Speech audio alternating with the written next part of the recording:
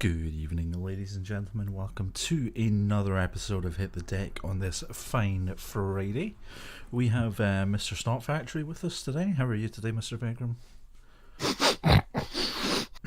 I'm here. Hello. Present. What's going on? Not a lot. We're here. We're live. We're both snotty. Yeah.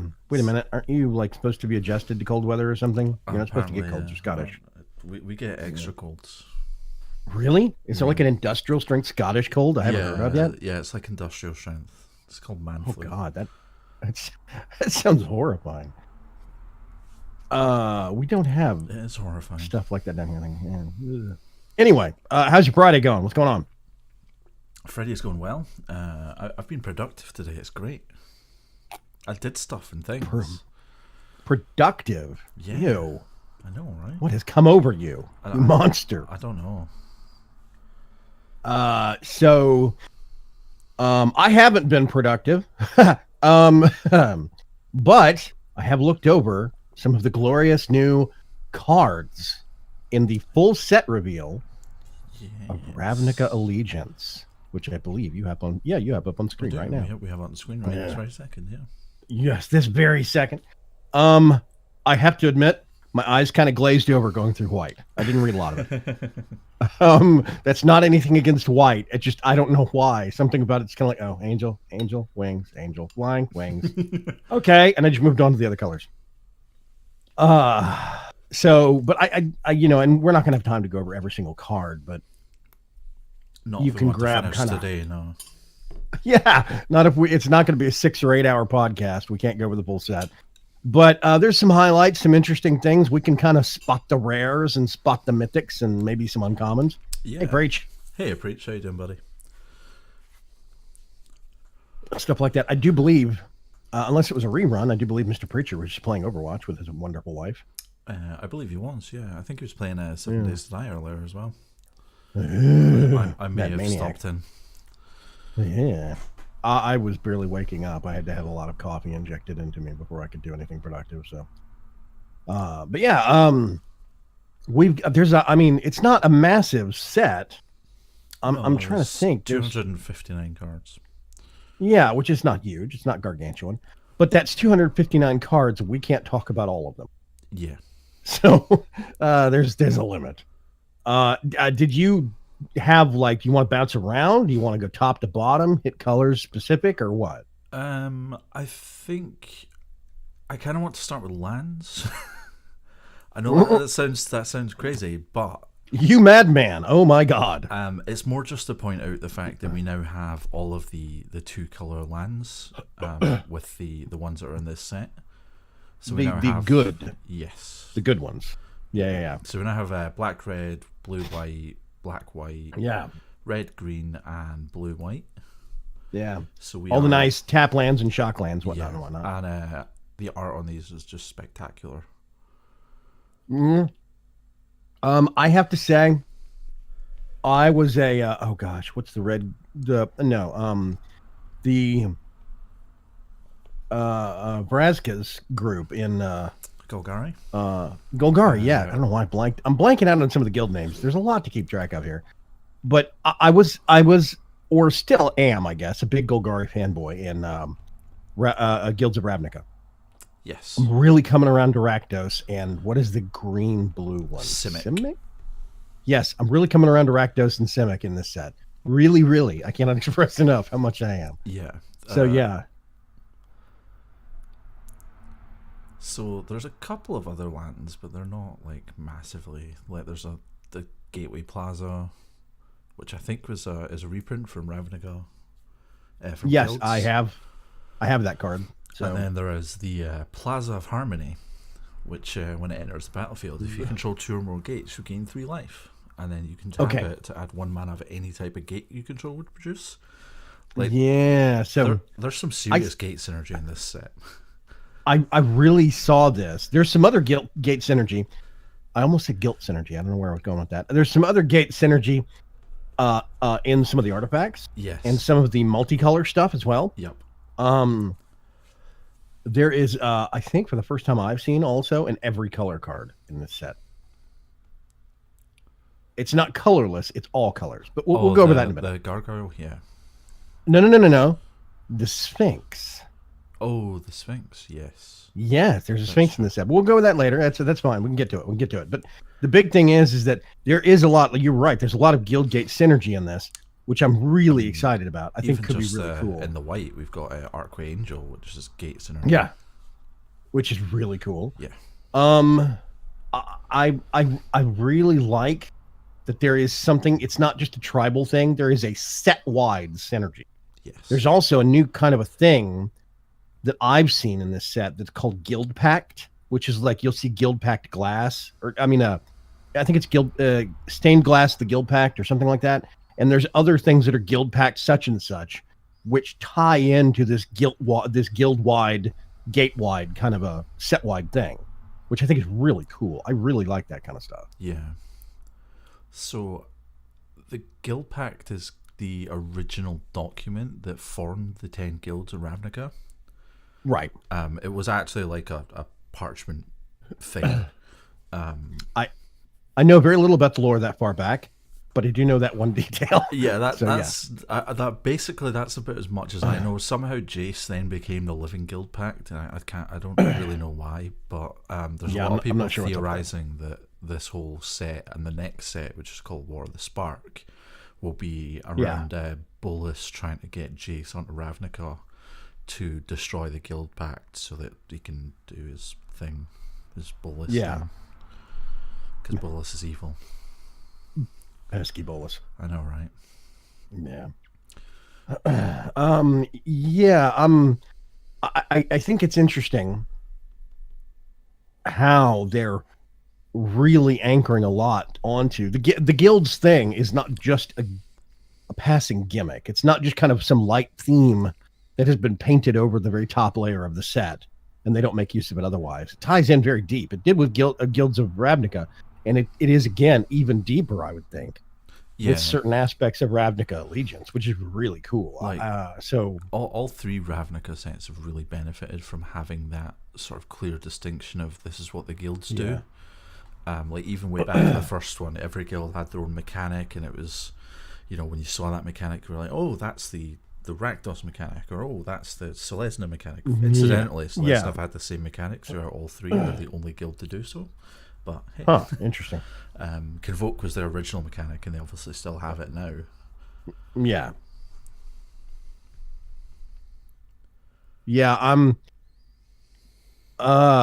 There's just so much to go over. Oh my god.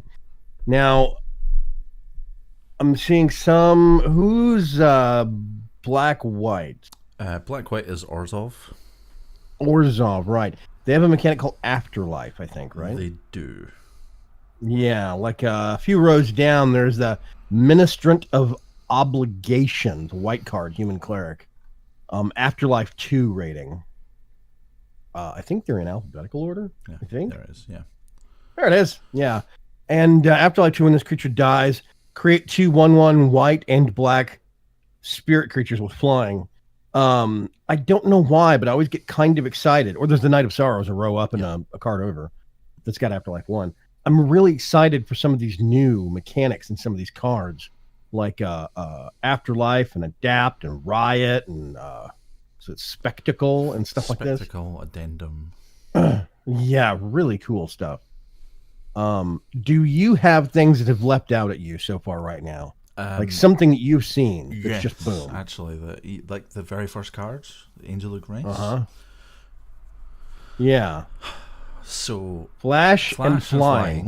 Yeah, that's unpleasant right there. And when it enters the battlefield, until the end of turn, if you would take damage that would reduce your life below 1, you get reduced to 1 instead. Wow. It also has an activated ability that you can exile it from your graveyard, and your life total becomes 10. Okay. So that's I nice. can almost guarantee that this will be run in control decks as a sort of last stand save me kind of card. This is a death stopper, basically. Yeah. This is your ace up your sleeve to make sure you don't go out quick. Yeah. It will probably be sideboarded, and they will sideboard it in against red decks that then sideboard in Banefire against control. Because historically, Banefire has been the only way that like a red or a mono red or a red X aggro deck can beat a control deck is just, get them as low as they can and then search for that Banefire and just blow their face up. Preacher says, "Hey Trunks, are you sitting back in your mic some?" I'm not. My mic is basically hitting me in the face right now. I haven't heard him on stream, but he sounds fine to me. So shrug. Are you sitting back from your speaker some? Sorry. Yeah, that Angel of Grace is pretty potent, I gotta say. Also, I just want to let's step back a second, away from game mechanics and away from a card this or guild that. The artwork in this set is on point. Oh yeah, like definitely. You said with the lands look amazing. Everything looks amazing. I mean, I've seen some artwork that's good, but I've seen a whole bunch that's great in the set as well. Like the angelic exaltation right next to that Angel of Grace. Yeah, I just really like that artwork. There's something about that. Whenever a creature you control attacks alone, it gets +X until end of turn where X is the number of creatures you control. So you get a whole bunch of tokens out, and then you attack with one. Yep. And it suddenly becomes a monster. Yeah, it plays around Settle the Wreckage as well, which I really like. Yes. So you could have a whole bunch of cards, but only tap a whole bunch of critters, be they tokens or normal creatures, normal summons. But you could, if you think the opponent has a Settle the Wreckage in play, or they could put into play, then you can pull this out as a safety mechanism until they come up with something to remove it. So it's really good. You can put this out and then attack with just one creature, and it's going to hit as hard as attacking with everything. Everything, basically, especially if you've got a whole bunch of tokens. So, I mean, that's really nice. I like that. That's a great mechanism. Hey, Grim Times. Yeah. So this is actually very similar to a mechanic that they did in, I think it was the Alara block, called Exalted, something like that. And there was an angel in that block that gave all of your creatures Exalted 1. So basically, Exalted said whenever a creature attacks alone, it gets +1/+1, and multiple copies of it added together. Oh, okay. So this is basically that angel, but in an enchantment form, which I thought was really nice. So you could have multiples of these out. Yeah. If I had 10 creatures and 2 of these, I would get +20/+20. Yeah. Okay, Dark Preacher comes up with a suggestion: Angelic Exaltation plus Legion's Landing. I'm a little fuzzy on that. You'll have to remind me. Plus Divine Intervention. That would make the Angel Factory deck turn into Holy Smite. We can do better. Really? Yeah. You think we can actually one-up that combo? Yeah. Okay. It will involve Angelic Exaltation, but there are other cards in RNA that let you spawn creatures more reliably than Legion's Landing. That's a good point. Okay. Huh. I'm curious. I'm curious to see what happens. Now, a quick pause. This set is coming out in paper form when? So the pre-release is the 19th? No, the 17th. No, that's when it comes out in Arena. 19th is a Saturday, right? 19th is a Saturday, yes. You're doing the exact same thing I'm doing. So the pre-release, it comes out in Arena on the 17th. The pre-release weekend is the 19th and 20th. Yeah. And I think officially it releases on the 25th. But we get it in MTG Arena on the 17th. Yeah. Okay, so next Friday, yes, we can do a major pack opening. Yes, because I have a ridiculous amount of gems. Yeah. You've been stockpiling, buddy. I've awesome. 49,000 gems right now. That's just wrong. So yeah, okay. I'm just kind of skimming over some white stuff. Bring to trial. It reminds me of Citywide Bust. Exile target creatures with power. It's the same art. It's effectively the same artwork, but just on a different creature. I think that's a Gruul Giant. I love the picture in Citywide Bust where it's a whole bunch of cops and they've got these gigantic creatures like in like, put your hands up against the wall and spread your legs kind of form. Yeah. With some of them being handcuffed and they're just pressed up against the wall of this building in this alleyway. I just think it's a funny mental image. It's almost an unglued card of artwork. Yeah, it's kind of hilarious. Yeah. But Bring to Trial looks very, very interesting. White getting more removal mechanisms. I saw Exposed to Daylight, one row down there. Destroy target artifact or enchantment, and scry 1. That's kind of evil. Yeah, it's a little bit. I like that combo. Now it's not cheap, but it only requires 1 white and 2 colorless. Yes. It's not 2 white and 1 colorless. So the other card on this row that's not a vanilla 1/3 Flying Pegasus is a Forbidden Spirit. This has been making a lot of waves. When Forbidding Spirit enters the battlefield until your next turn, creatures can't attack you or a planeswalker you control unless their controller pays 2 for each of those creatures. Ooh, that is rough. So that's another basically not fog, but it's another, you're putting the brakes on kind of these speed decks that are assaulting you really, really quickly. Yeah, it's kind of that sort of, I just need one last turn. Okay, now you have to pay like a stupid amount to attack me with all of your little weenies. It's like a little, like a lever, a throttling lever. You're pulling back to slow the fight down just a little bit, just to kind of slow it down a half step. Yep. And you pull out Forbidding Spirit, and then there was the Angel up above, which is the pulling the throttle back real hard on a death strike. Yeah. I'm seeing a lot of this in white now that you bring it to my attention. It's very interesting. It's because we have Azorius this set, and Azorius are all about like laws and bringing people to justice and things like that. Yeah. Richard says possibly a green-white Sapperling deck with Angelic Exaltation, Helm of the Host, and Divine Intervention. That'd be one way to do it, yeah. Well, yeah, that could be pretty evil. I'm thinking we're going to probably have some pretty nasty decks show up next weekend. We'll see. I'm just kind of skimming here. I see a Lumbering Battlement. Yeah, I did wonder if you were going to pick that one out. Yeah. Yeah, it's really interesting. Vigilance. When, first of all, love the artwork. Giant creature with a whole bunch of dudes standing on its head, its back, and basically hanging off the horns. When Lumbering Battlement enters the battlefield, there's another one of those enters the battlefield effects. Exile any number of non-token creatures you control until it leaves the battlefield.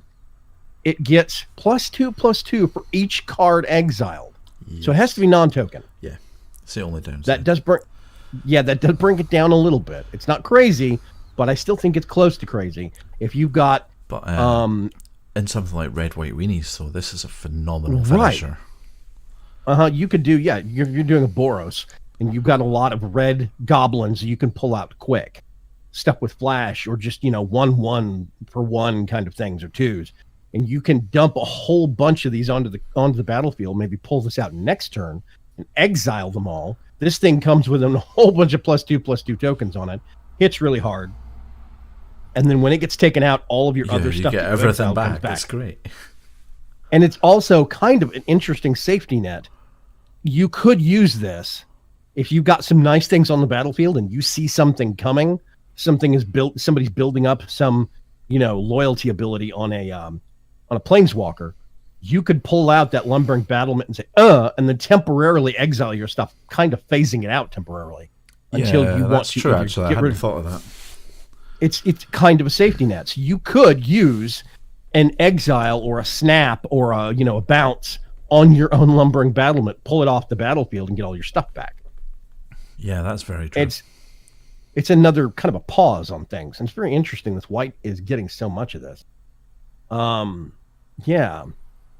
Is anything leaping out at you right now? I'm seeing some interesting stuff, to be sure. Sky Tyler's kind of interesting. I was going to ask about the Defender. Has Defender and loses flying? Does that basically mean it's a wall? Yes. Okay, so you get a flyer and you anchor it. You just don't kill it. Yeah, basically. It just becomes something that can't attack. That's kind of annoying. Yeah, it is. You could get, there's some pretty big flyers that you could humiliate with that card. Woof. Okay. I'm seeing Smothering Tide. Yeah. Yep, you stopped on that one too. Yep. Whenever an opponent draws a card, that Partially player may because pay. the artwork on this is spectacular. It's really good artwork. That guy is basically spitting gold coins out of his Yeah. mouth, I think, right? Yep. Yeah. When a opponent draws a card, that player may pay 2 mana. If the player doesn't, you create a colorless treasure artifact token. We sacrifice this for 1 mana of any color. That's rough. So if they don't pay, you get a treasure token as a tithe. Yes. Wow. Okay, so you could Smothering Tithe and get that out onto the battlefield to solve early on if you can. It is 4 mana, but still. You could get that onto the battlefield on a fight early on to solve some mana splashing problems if you want. Yeah. Plus, this will also affect the mandatory draw per turn. So you could either be getting an extra mana every single turn or tying up 2 of your opponent's mana just to deal with it. Right. And that's the thing I was thinking about. You're basically taxing their land, tying it up. Yeah. And if you had more than one. Yeah, exactly. You start getting them out and you're tying up more and more land, or you're getting more and more treasure tokens. That's a good card. There's a lot of there's layers there. Yeah. So, I have plans for this card. I'm so curious. Summary Judgment deals 3 damage to target tapped creature. Addendum. This is the part that I think I'm new on the addendum mechanic. If you cast the spell during your main phase, it deals 5 damage to the creature instead. Oh, okay. It's easy. Never mind. Huh. Let's see. Tithe Taker is going to be interesting. Yeah, I'm just looking at that. During your turn, spells your opponent's cast cost 1 mana more to cast, and abilities your opponents activate cost 1 mana more to activate, unless they're mana abilities. Afterlife, if this thing dies, it comes back with a 1/1 flying token, a spirit token. I really could see a lot of Afterlife. I could see an Afterlife Flyers deck. You have some cards that have flying up front, and you have some others that have Afterlife and get flying on the back end. Yeah, and I can see a black, white, blue deck. Yeah, because there's a blue guy that gives other spirits you control +1/+1. Yeah, yeah, exactly. Yeah. And I could see there's some real possibility there. Unbreakable Formation. Creatures you control gain indestructible until the end of turn. Yeah. If you cast this during your main phase, put a +1 counter, +1/+1 counter on each of those creatures, and they gain vigilance until now the counter stays. Yes, it does. The counter sticks around. You could use this in combination with some of that Simic stuff. Yeah, depending on what you have on the board when you cast this as well. That it's an instant, but the addendum effect might make it actually worth casting in your pre-combat main phase, because those +1/+1 counters are nice. Yeah, Dark Preacher says Tithe Taker could slow down some Izzet decks, and that is 100% true. Really and control decks. It's during your turn, so it's only going to be instants and activated abilities, but that's still a big chunk of really annoying crap in an Izzet. Yeah, suddenly Shock costs 2 mana. Yeah, exactly. Suddenly you can't whip as many of those out. Yeah, I could see Unbreakable Formation getting slipped into other decks that make use of counters and moving stuff around, which definitely is a big Simic mechanic now, I think. I think we're going to start seeing a lot more 3-color decks now as well. Yes, I was actually wondering about that. Oh, that's nasty. Okay, there is a white... last line of the white cards. To the left of Unbreakable Formation, there's Twilight Panther. It's a 1/2 for 1 white mana. That's a good deal in and of itself, right? Yeah. And for 1 black, it gains Death Touch until the end of turn. If you need a cheap creature to take out an expensive creature as a blocker, I'm thinking Twilight Panther is a new good fit. Yeah, it's also a spirit, so... Yes, exactly. Cat spirit. So that's another synergy there. So... Okay. Do you have any white you want to rewind on, or you want to progress into blue? I think we've kind of covered the main points. Yeah. The only other thing is maybe the Spirit of the Spires. I can see blue-white flyers becoming a thing now, because there's a blue flyer that we'll get to later on that gives other creatures you control with flying +1/+0. Right. So it's just a little synergy that I'd noticed. But I don't think there's anything massive. A lot of people are commenting on Resolute Watchdog as well. Sacrifice Resolute Watchdog. Well, it's got Defender. It's a 1/3 Defender. It's not bad. Sacrifice Resolute Watchdog. Target creature you control gains indestructible until end of turn. That's rough. Yeah. Pardon the dog pun. That I could see that getting nasty if used cleverly. Yes. Because I mean, it's a good early game blocker. It's a 1/3. Exactly. Yeah. For one, you know. Right. Exactly. So that's good, and it's only 1 mana. Plus, if you need to, you could, if there's something bigger coming in, or maybe you need to take out something with Death Touch, or lots of layers here on possible solutions. You sacrifice this and put that indestructible on something else you got that you want to keep. Yep. Yeah. That's really nice. Okay. I think that's cool. it in terms of white. Blue has a lot of interesting things. Oh, right off the top of that. First row, middle card, Benthic Biomancer. Yeah. It intrigues me. I don't know what to call this mechanism. I don't know to call this thing. Suddenly murder is a turn 4 card. Yeah, exactly. But Benthic Biomancer does this thing that I refer to as sifting, where you draw a card and then discard a card.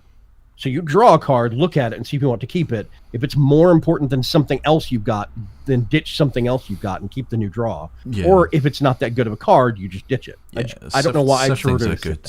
I mean, the card sift was draw 2 cards and discard a card. So right. I think that probably is subconsciously where I'm picking that up from. But it has that sift mechanic on it. It's got adapt 1, so you can keep putting a token on it if it doesn't have a token on it. Yes. And when you do put a new token onto it, then you can draw a card and then discard a card. And it's just one of those little things. It's 1 mana. It's a 1/1. It's an early game card, and it's got a little bit of a mechanism to give you just a little extra card draw.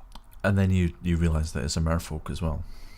Yes, it's a merfolk, and it's a wizard. And a wizard, yeah. It's like 2 tribes in 1 card. So, I mean, it comes out as a 1/1. If this creature, and then you can use on the second turn, maybe, you could put out adapt 1 and actually trigger that, and suddenly that 1/1 is a 2/2. And it also draws you a card. And it draws a card at the same time, yeah. Yeah. So, I mean, there's really cool mechanisms there. It's not one of those when it comes into play, it draws a card. Those are good, but you get that once. With the Benthic Biomancer, you're getting returns constantly if you can keep it alive. Yeah, and if you shove that in a Merfolk tribal deck that has lots of other ways to put counters on things. Yes. You could put a Merfolk tribal deck, you could put it into a wizard deck if you really wanted to stretch. All sorts of fun stuff that you could actually do with that card. I think it's a really solid choice for a 1-cost card. Yeah, to slip into some blue something decks. I would like to call attention to the Chillbringer just to the right of that. I think it's a little expensive, but for what it does, I think it's good.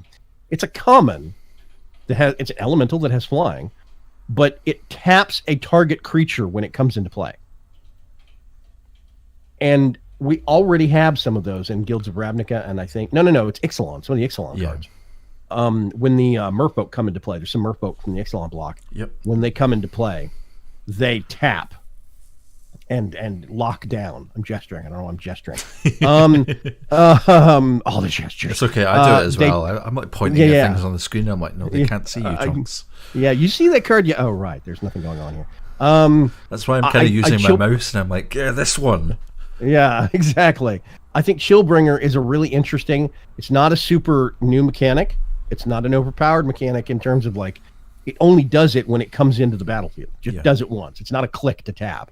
But it's a really critical card for some of those moments we've had in matches where somebody pulls out something big and you just need to delay 1 turn just so you can get your trick off. Or there's like one last like really stubborn blocker on the board and you're just about to kill the enemy and you're like, if only I could get rid of that guy.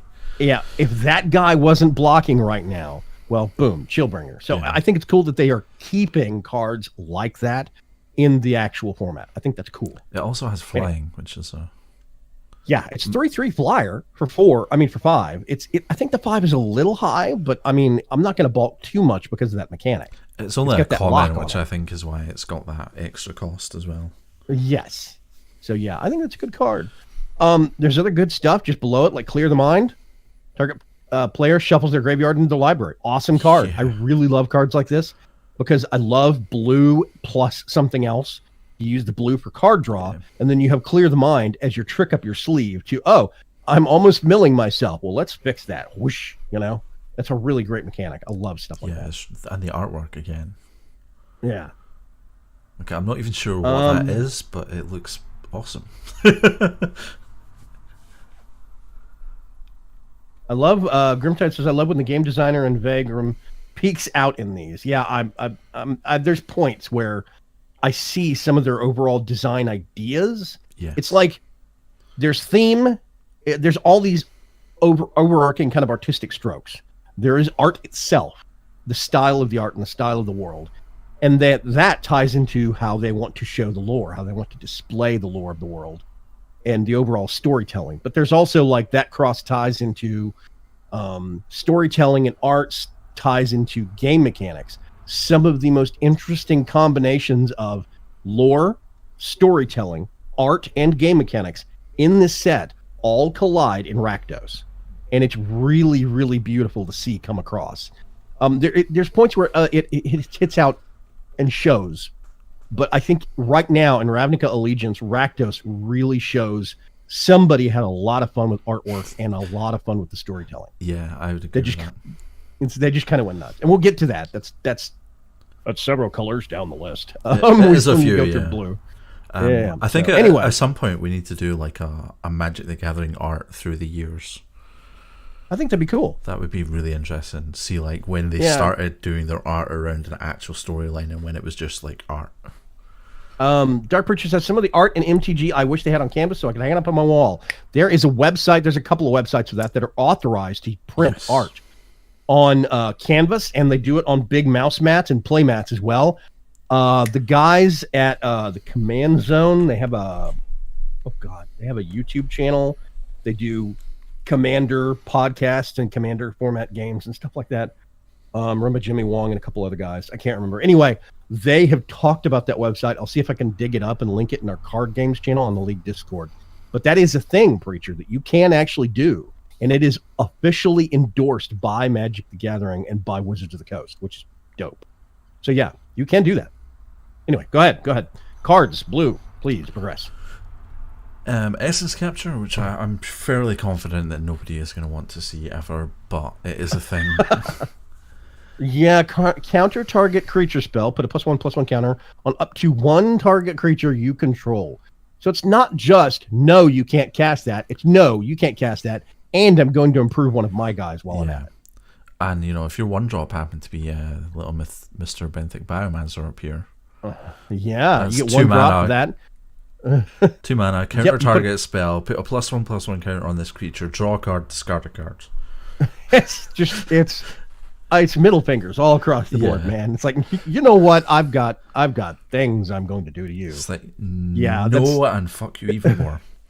That is very, very blatant. Like, yep, this is a blue deck. Oh god, this is going to be a long game. Yeah.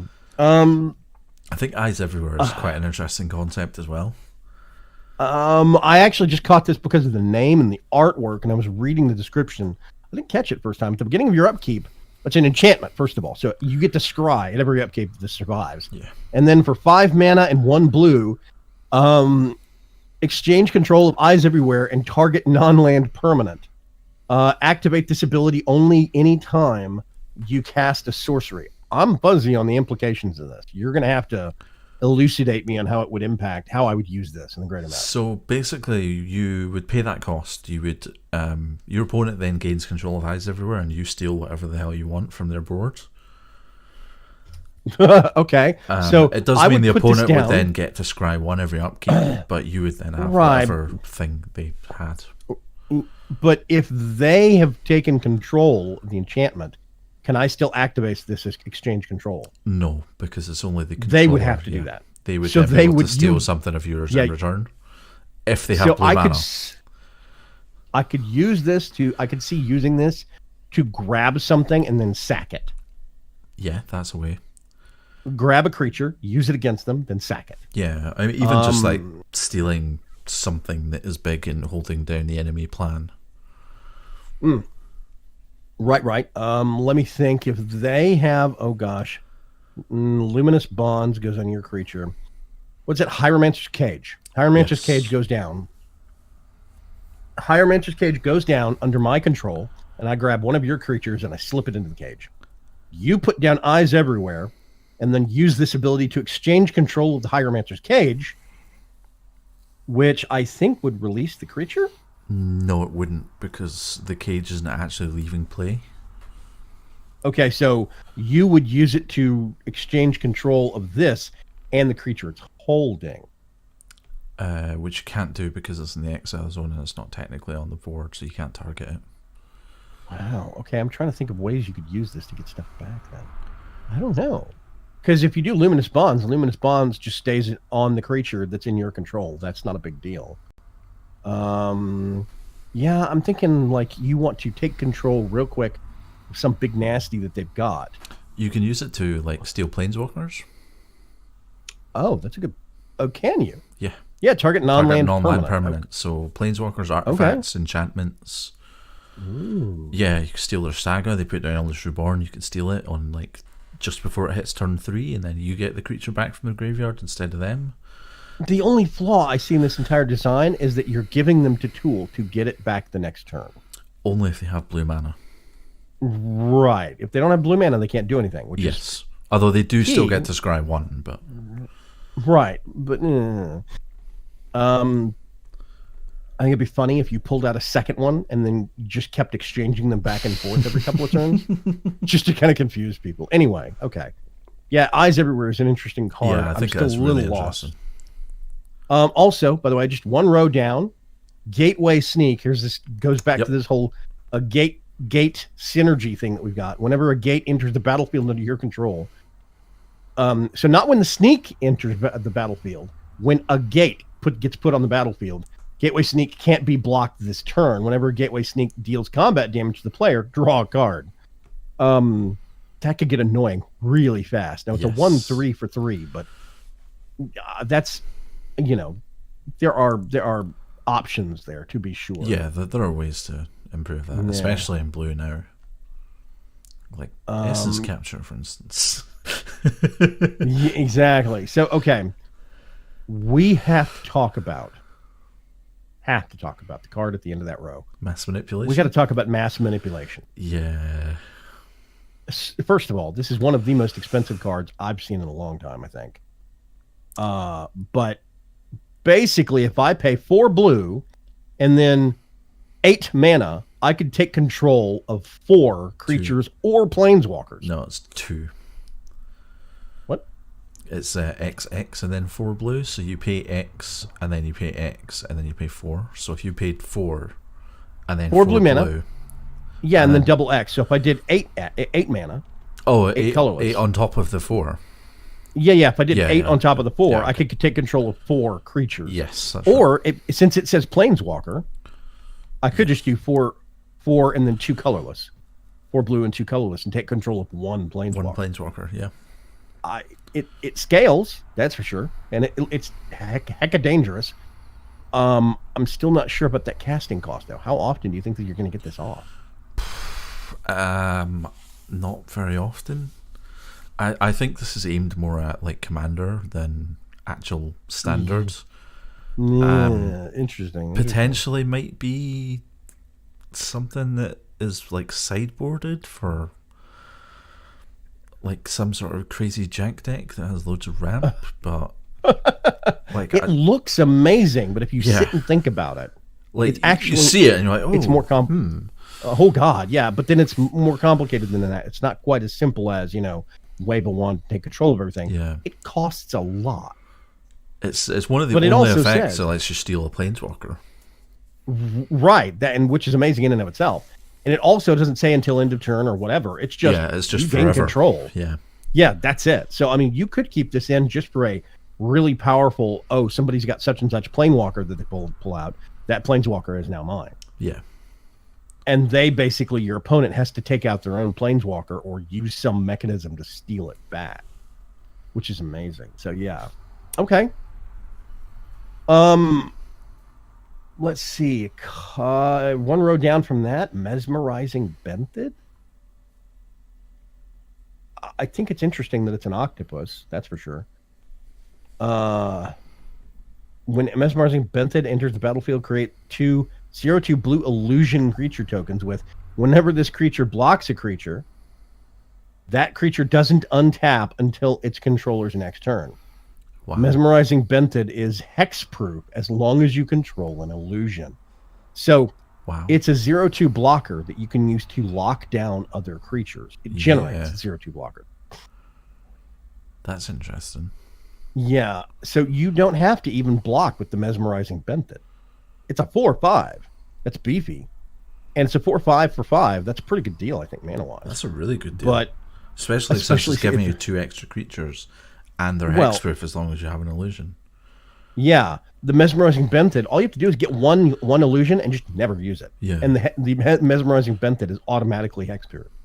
So I could see that being a dangerous opponent on the battlefield. That's an interesting card, actually. Yeah. I literally, my eye was drawn to it because it said octopus. And I was like, what? So, yeah, welcome to Simic. Yeah, super weird. Anyway. I don't know. I'm seeing things. We have to talk about Persistent Petitioners. Persistent Petitioners. Yes. 1 colorless and 1 blue. Human Advisor. Okay. Read that description for us. So, for 1 colorless and 1 blue, target player puts the top card of their library into their graveyard. You can tap 4 untapped advisors you control. The target player puts the top 12 cards of their library into their graveyards. And a deck can have any number of cards named Persistent Petitioners. Oh, wait a minute. Rat Colony. I'm many shades of Rat Colony. Yes. Tap and 1 mana. Target player puts the top card of their library into their graveyard.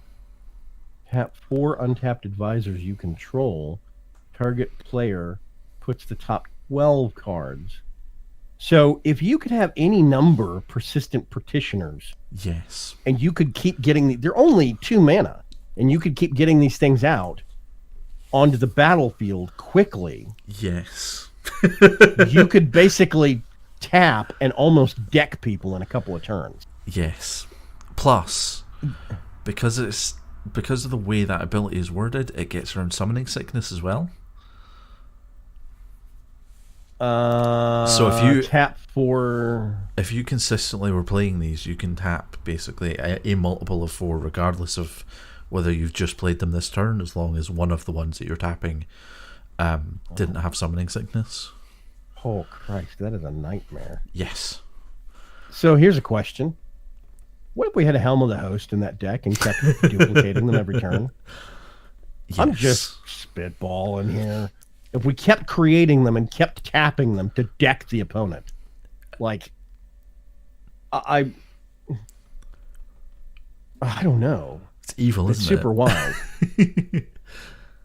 Yeah, I could see if you were doing blue-black, you could use this on yourself to dump a whole bunch of stuff into the graveyard and use black mechanisms to pull it out. Or blue-green and use green mechanisms to pull land out. Yep. But that seems rather dangerous unless you have that other blue card we were talking about earlier. Where you shuffle your whole graveyard back into your deck. Or the green card that lets you do the same when it's put into your graveyard from your library. Yeah. People are going to build decks around this. I already know of at least 3 people that are working on it as we speak. Mm-hmm. That is super dangerous. Dark Preacher says, oh god, a blue deck that could eat a rat colony. Yeah. I mean, if you could just mill them, you start getting more and more of these dudes out because you could do a mono blue deck that's just a Persistent Petitioners deck. If you wanted to be really evil, like I said, you could do Helm of the Host and some other crazy crap in there. But for the most part, you just have a whack ton of Persistent Petitioners. Maybe you have some other, oh god, was a banner of something? It was Drowned Secrets one of those. As well. Whenever you play a blue spell, target player puts the top 3 cards of the library into the graveyard. Right. And what is it? Psychic Corruption? No, that's Psychic draw Corrosion cards. is whenever you draw. Draw, right. That would not be useful here. We could do that with the Benthic Biomancer, though. But that's another conversation. But Persistent Petitioners, if you had Drowned Secrets, what? It's whenever you cast a blue spell, the target player puts it's either the top 2 or top 3 cards of the library in the graveyard. Yeah. So you get these things out constantly. You've just got blue mana. You've maybe got some artifacts, maybe a couple of other tricks up your sleeve. But for the most part, it's persistent petitioners, islands, and a few artifacts like Helm of the Host. There's one, it's called Banner of something or something Banner, I can't remember what it is. Banner? Where I think it's the one where you pick a creature type and all creatures of that type on the battlefield get +1/+1. Yeah, Vanquisher's Banner. You also draw a card when you cast a creature spell of that type. Right. So you declare human, and you just keep pulling more and more and more of these guys out every single time you're drawing a card. If you wanted to throw in Psychic Corrosion at that point in time, then you could basically put down a persistent petitioner, draw a card, opponent discards a card, and then you could 1 mana and tap, or if you have enough of these guys, tap 4 of them, and they have to discard the top 12 as well. Yeah. You could mill someone fast with this. Yeah, definitely. Wow. I'm seeing speed mill now. That is running through my mind. You could also, in theory, use... there's a couple of white spells that let you untap creatures. That's rough. That is true, but that's rough. So you could literally have like 4 of these on the board and tap them, mill 12, cast a spell, untap everything, tap them again, mill another 12. Yeah, and I mean, if we want to stay within the current format, the current set even, right next to this is precognitive perception, which lets you draw 3 cards, unless you do it during the main phase, then you scry 3, and then draw 3 cards so you can filter it before you draw them. Yeah. And then prying eyes, draw 4 cards and discard 2 cards. If you've got Psychic Corrosion sitting on the board, in addition to this persistent petitioners, these guys, your opponent should tossing cards left and right. Yeah, exactly. Yeah, that mill just got really violent, really quick. Whew, okay. Petromander probably deserves a mention here, and only because it is evil and it will go into blue-red drakes. Wow, it's a 1/1 for 1 that you can pump to a 5/5, and it's got flying. Yes, that's rough. However, its adapt costs 8 mana, but you can reduce it by 1 for every sorcery and instant card in your graveyard, which dovetails it really nicely. With it's going to show up in so many freaking Izzet decks. Yes. Oh my god, Izzet Drake decks are just going to get so much nastier. Golly. So, that drops for 1 for each instant or sorcery card in your graveyard. And it's a adapt. You fire it off once, and it goes from a 1/1 to a 5/5. Yes, exactly. It's kind of evil. That's rough. Plus, I mean, it's still a 1/1 flyer for 1. So now, read me on this adapt thing. Read me up on this. It says specifically, if this creature has no +1/+1 counters on it, put 4 +1/+1 counters on it. Yes. What if it doesn't have 4, but it's got 3? It doesn't matter because it still has at least 4 counters on it. No, adapt only will trigger if it does not have any counters on it. So if it even had 1 counter on it, you wouldn't be able to adapt it. You're muted to me. Am I unmuted for you now? No, you're unmuted, yes. Yay! So yeah, adapt basically counts the number of counters on it, and if it has more than 0, adapt doesn't trigger. Right, okay. You can still pay for it, but it just won't do anything. So you have to pull all of the actual triggers off of it. Yes. I mean, counters off of it before you can get adapt to trigger again. Yes. Okay, cool. Okay. Moving on.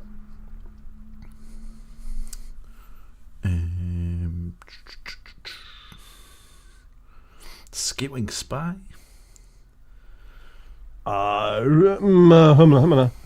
Skatewing Spy Vidalkins showing up again. Rogue Mutant. 3 tags again. Yeah. There's some other weird 3-tag creatures. There are quite a few. Yeah. I mean, in the set, adapt 2, which Welcome is cool. to It's 2/3. It could become a 4/5. Each creature you control with a +1/+1 counter on it has flying. Yeah. So you know how like the last time we did a spoiler review, and I complained about how adapt was just +1/+1 counters and it didn't let you like pick and choose abilities. Right. I think Wizard heard me. This is the answer to that cry. Yeah. So basically, this is adapt tribal synergy. Yes, effectively. effectively. Anything that's got a counter on it. Now it doesn't. It's not keying into adapt. It's counting to anything. Yeah, any +1/+1 counters. Okay. But yeah, I saw that and I was like, That's rough.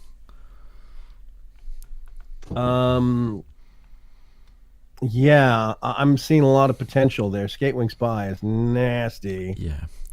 I'd also like to point out the fish crab next to it, but only because it's a fish crab.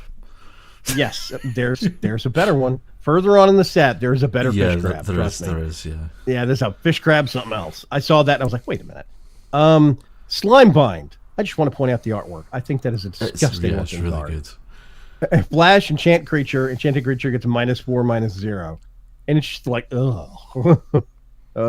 Yeah, anyway, that's great artwork. I really love it. Yeah. One row down, we have another Sphinx. Yes. It's a Sphinx of Foresight. You may reveal this card from your opening hand. If you do, scry 3 at the beginning of your first upkeep, which is rough. You don't even have to play this card. You just show it, and then you can scry 3.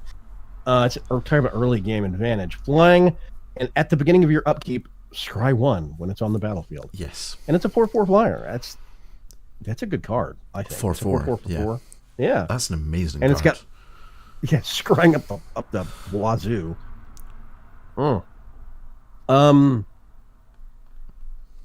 There is Swirling Torrent next to it. My only complaint about Swirling Torrent is that it's too much mana. Yeah, I was in Nox's stream earlier, and he literally made the same comment about it. He was like, "Yeah, this should be a great card if it costs less." Yeah. Well, here's the thing, though. I think the reason it costs more is because you have a choice. It is one or the other. True. I think, Deafening Clarion, for instance, is a 3 casting cost that has, choose one or both. The same thing. So. Right. Yeah, one or both. You can return it to its owner's target creature to owner's library and return target creature to owner's hand. I'm guessing those don't have to be the same target. No, they do not. So if you did both, you bounce one to the hand and bounce one to the graveyard. Yeah. Library. And 2 things are off the board. Yes. Which is, I think, why it costs that much mana. It's still kind of rough. I don't know how often I would use it, but I could see putting 1 in the deck. Yeah, it's like a sort of nice finisher to just like get rid of a couple of things. Yeah. Also, there's another really, really nasty counter target spell right next to it. Thought Collapse. Thought Collapse, yeah, the mill counter. Yes. Yeah. Yes, exactly. It's a mill counter. Because what we needed was more counter spells. Yes, and what we need is more mill. Woohoo! Last row for blue, Verity Circle. When a creature an opponent controls, it's an enchantment. When a creature an opponent controls becomes tapped, if it isn't being declared as an attacker, you may draw a card. Yep. So if somebody else is actually using the, persistent petitioners? Yeah. Every time they're tapping it and not attacking, you're drawing card. Yeah. Also hit for each Convoke.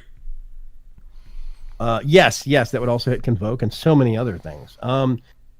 I like Wall of Lost Thoughts just on name and artwork. I like the artwork, wall. Yeah, the artwork is so cool. When Wall of Lost Thoughts enters the battlefield, target player puts top 4 cards of their library into their graveyard. That's rough or beneficial. Yeah. Because, it's a 0/4 blocker for only 2 mana. I love that already. I would put this in a deck for that. Because I do use walls and like walls.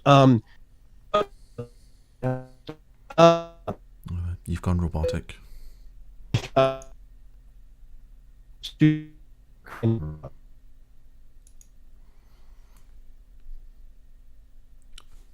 Slight technical difficulties. Bear with us.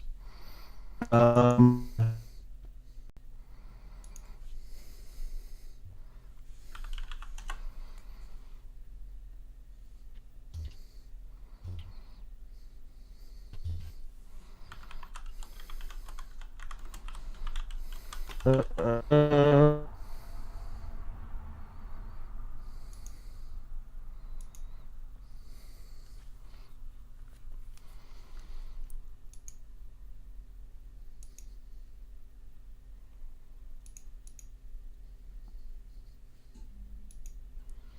Silence got V. Yes, they did. Or the Cybermen, whichever one you prefer. That's better. Can you? Look, that's better? We have a Vagram. He's back. Okay, I jumped from Western Europe to Eastern United States. I had one out of 3 bars on my connection to the Western Europe one. So Ouch. yeah. It's fine. We're back. We bounce around a little bit. Okay. I was talking about Wall of Lost Thoughts. Yes. I could see using this if, like, again, we're going to like a blue green or a blue black or even a blue black green deck, where you want to get things in the graveyard for the sake of drawing them or sifting through the graveyard to find a specific thing easier than you can in the library. Yeah, like so many things in Black have. You could use Wall of Lost Thoughts on yourself when it enters the battle. Yeah. So I do think it's interesting. Anyway, and then we have another Drake next to it. Damn Drakes. Yeah, this is the opposite half of the card that I was talking about earlier. The Spirit. It gives flying creatures +0/+1. Yes. Well, I mean, if we were just talking about, what is it, a couple of rows up, I think it was? Skatewing Spy? Yeah. Yes, Skatewing Spy. Anything with counters on it gets +1/+1 and flying. And then Windstorm Drake comes in. Other creatures you control with flying get +1/+0. That adds up quick. Yeah. So suddenly everything's got +2/+1 and flying, and it's just a nightmare. So a little bit, yeah. I'm seeing synergy there. Okay.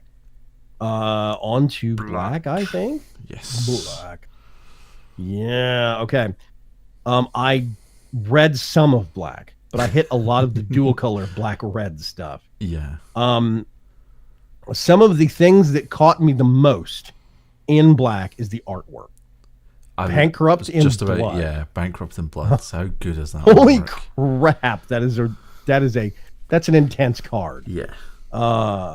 Yeah. As a Bankrupt in Blood sorcery for 2 mana, as an additional cost to cast this spell, sacrifice 2 creatures, draw 3 cards. It's a black card draw, which means there's always going to be a price. But if you're doing tokens, you could put this in a Golgari deck. You could put this in so many other things that you're running tokens in. Yep. And get card draw without having blue. Yeah. And that's and a sapling pretty nice. Yeah, it doesn't say it has to be non-token creatures. It just says sacrifice 2 creatures. Yeah, you could even steal your opponent's creatures and sacrifice them. Yeah. Now, next to it, Blade Juggler or Awaken the Erstwhile. Okay, Awaken the Erstwhile sorcery. Each player discards all the cards in their hand, then creates that many 2/2 zombie creature tokens. That's a rough card because that could backfire on you. That's one of those things where you can only use it if you've got more, but nothing in your hand is important, and they have less. Unless you know they've got something up their sleeve, but you have to get it out of their hand at all costs. Which in black is, potentially possible with the number of look at target player's hand and pick a card. Right, exactly. Now, Blade Juggler, I was curious about. It's a 3/2 common, costs 5 mana for a 3/2. Yes. It has a cheaper spectacle cost. It does. When Blade Juggler enters the battlefield, deal 1 damage to you and draw a card. Why would I pay the full cost when I could always play the spectacle cost? Because you can only pay spectacle if your opponent has lost life that turn. Oh, so if you hurt someone, then you can get this thing out cheaper. Yeah. Interesting. Okay. Huh. I'm hip. But again, okay. Again, since the way this card is immense. Yes, you have this formatted perfectly. There's Blade Juggler, and then right next row, all the way over on the left, Blade Brand. Yeah. They're juggling objects again. This whole circus theme for Rakdos really does pull me in. I absolutely love it. Well, they are basically the carnival. Yes, they are, 100%. They murder people and steal stuff. Yes. Is that worst kind or the best kind? I guess, depending upon where you are on that. Yeah. Yeah. So yeah, I think let's see. Blade Brand is a common instant. Target creature gains death touch until end of turn and draw a card. There's no downsides to that. Only 2 mana. No, not really. Yeah. Yeah. If you need to, and it's an instant, which means you could play it mid combat. You flag blockers and then play that, and kill somebody's something because you gave something of yours death touch. Yeah, and then draw a card. And draw a card. Yeah, that's really nice. Yeah. More vampires, more imps. I do think it's interesting that there's a lot of Rakdos stuff that ties into, what is it, imps, demons, and devils. Devils, yes. Yeah. Imps, Demon, and Devils. It's like this weird kind of triple. It's like its own kind of a tribal mechanism. Yeah, that they've got, there is a reason for or a few that, cards. which we'll see when we get to that specific card. Right. Anything leap out at you specifically? I mean, Catacomb Crocodile, only because of the flavor text. It's a 3/7 for 5 mana. Yeah. I am Sewer King, said Rat. I am quick and cunning, and I know every tunnel. No, I am King, said Zombie. I am cold and deadly, and no rot can harm me. Then Croc came and ate them both. That is good. That is good flavor. I think it wins the prize for the longest flavor text in Magic. I don't know. I thought I'd seen longer, but I'm not 100% sure on that. It would have been a long time ago. My big thing is, it's all flavor text. There's no special abilities. Look, it's just a 3/7 crocodile. It's just a really big honking crocodile, with that scaly skin coming in and defending itself again. Yes. That's a good solid mid-range. Yeah. I really like, again, the thematic Rakdos thing. Clear the stage. Yeah. There's a lot of stage-related cards, yeah. Yeah. Target creature gets -3/-3 until end of turn. If you control a creature with power 4 or greater, you may return up to 1 target creature from your graveyard to your hand. I like that this is both potentially removal and recursion in the same thing. Same thing, yeah. It's super weird combo card. So yeah, I really like that whole thing. Consignment the Pit is fairly nice for a limited cards. Yeah, it's murder plus. Yeah, murder plus deals damage to face. Really exactly. It's murder and an insult. Yeah. Follow up insult. Yeah, I'm gonna kill your creature. Oh yeah, take 2 points. So there. Cry of the Carnarium. We need to talk about this card because this is basically a better Golden Sun's demise. Really? Yeah. Cry of the Carnarium is 2 black and 1 generic. Sorcery. All creatures get -2 and -2. All creatures, everybody's get -2/-2 until end of turn. Exile all creature cards in all graveyards that were put there from the battlefield this turn. Wow. If a creature would die this turn, exile it instead. Wow. So you can play this after like a fast round of combat where like loads of things have died, and you just exile everything that's died so far. Or you can play it before combat. It does -2 and exiles everything that would die from that, and then you do combat, and anything that would then die in the combat would then get exiled as well. I like how it's... What's the red card? It does 2 damage to all things that aren't pirates. Cannonade or something like that. Fiery Cannonade. Yeah, you do Fiery Cannonade to get a whole bunch of 1/1s and 2/2s off the battlefield. Then you play this that gets anything else off the battlefield. The rest of it, basically. Yeah. And I mean, you could basically get all of this stuff off of the field. Or I guess you could play this first and then do Fiery Cannonade. Yeah. This would take out the 2/2s. Like this and like Deafening Clarion. Yeah, because this would bring 4/4s down to 2/2. Yep. 2/2 and under would get killed. And exiled. And this would cause them all to be exiled. Yeah. And then anything else that would die this turn gets exiled as well to Fiery Cannonade or whatever else. That's rough. You want to talk about board clears? Yeah. I mean, it's a board clear and it's a graveyard clear almost. Basically, yeah. The exile bit is the thing that I'm really looking forward to. Like playing this against a Golgari deck, where you're just like, bye. Yeah. I see all your saplings. Wait, no, I don't see them anymore. Yeah. Yeah, that's rough. I see a lot of combos with that. Let's see. There's some evocative names here. Font of Agonies. That's a great name.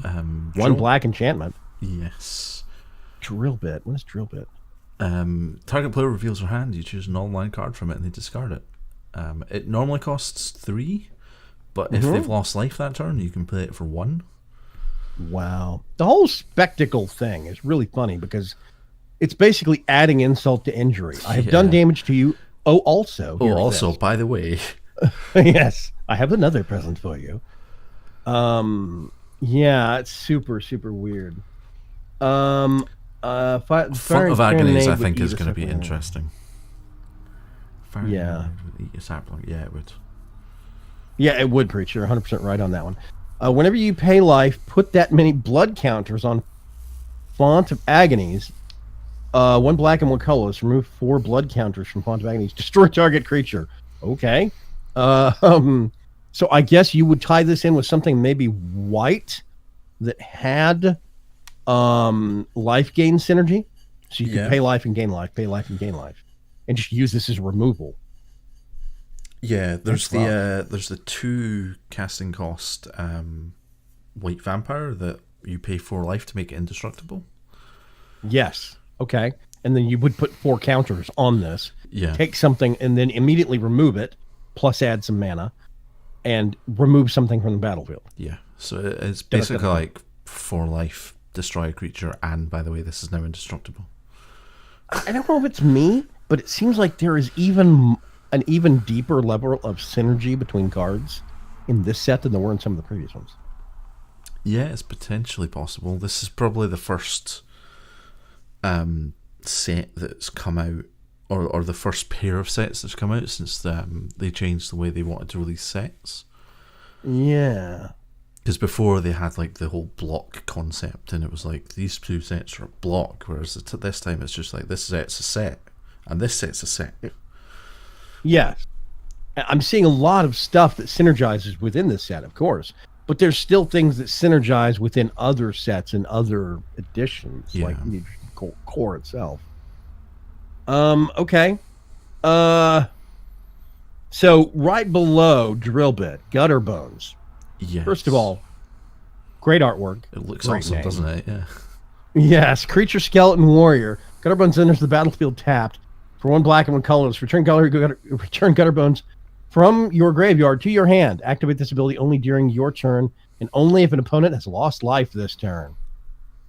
It just keeps coming back and coming back. If you can deal 1 point of damage, you can peck at the bad guy. You can pull this back into your hand. It's like the reassembling skeleton. Yes. A lot of Hard people to get rid have of. drawn comparisons between reassembling skeleton and this card. Mm-hmm. Because this is a rare, whereas reassembling skeleton I think is a common. Yes. A lot of people were questioning why this is a rare specifically, and I think it's because it goes back to your hand. Yeah. Because then you can recast it and trigger when casting, and when it enters the battlefield effects. And when it is, you can actually re-trigger instead of just summoning it straight from the graveyard to the battlefield. Yeah, I think that's the only reason it's a rare. Yeah. I could be wrong. I do think it's interesting that it enters the battlefield tapped. So it's good, but it's not too good. You still have a little bit of lag on Gutterbones getting up out of the grave. It's because kind it's of waking a up. 2/1 for 1 black. Black's not really supposed to have powerful creatures that early on. Yeah. Without a drawback, which is fairly... Speaking of, I was about to say, speaking of making sure you can deal 1 damage to your opponent every turn.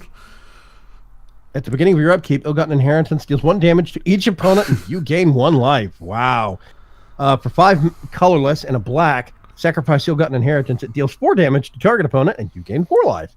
So you could put this out and trigger Spectacle basically every turn. Every single turn without fail, yeah. Wow. Okay. That's rough. And it's a common, not even that expensive either. Nope. I like this. I think this will see play. Is a what play? I think this will definitely see play.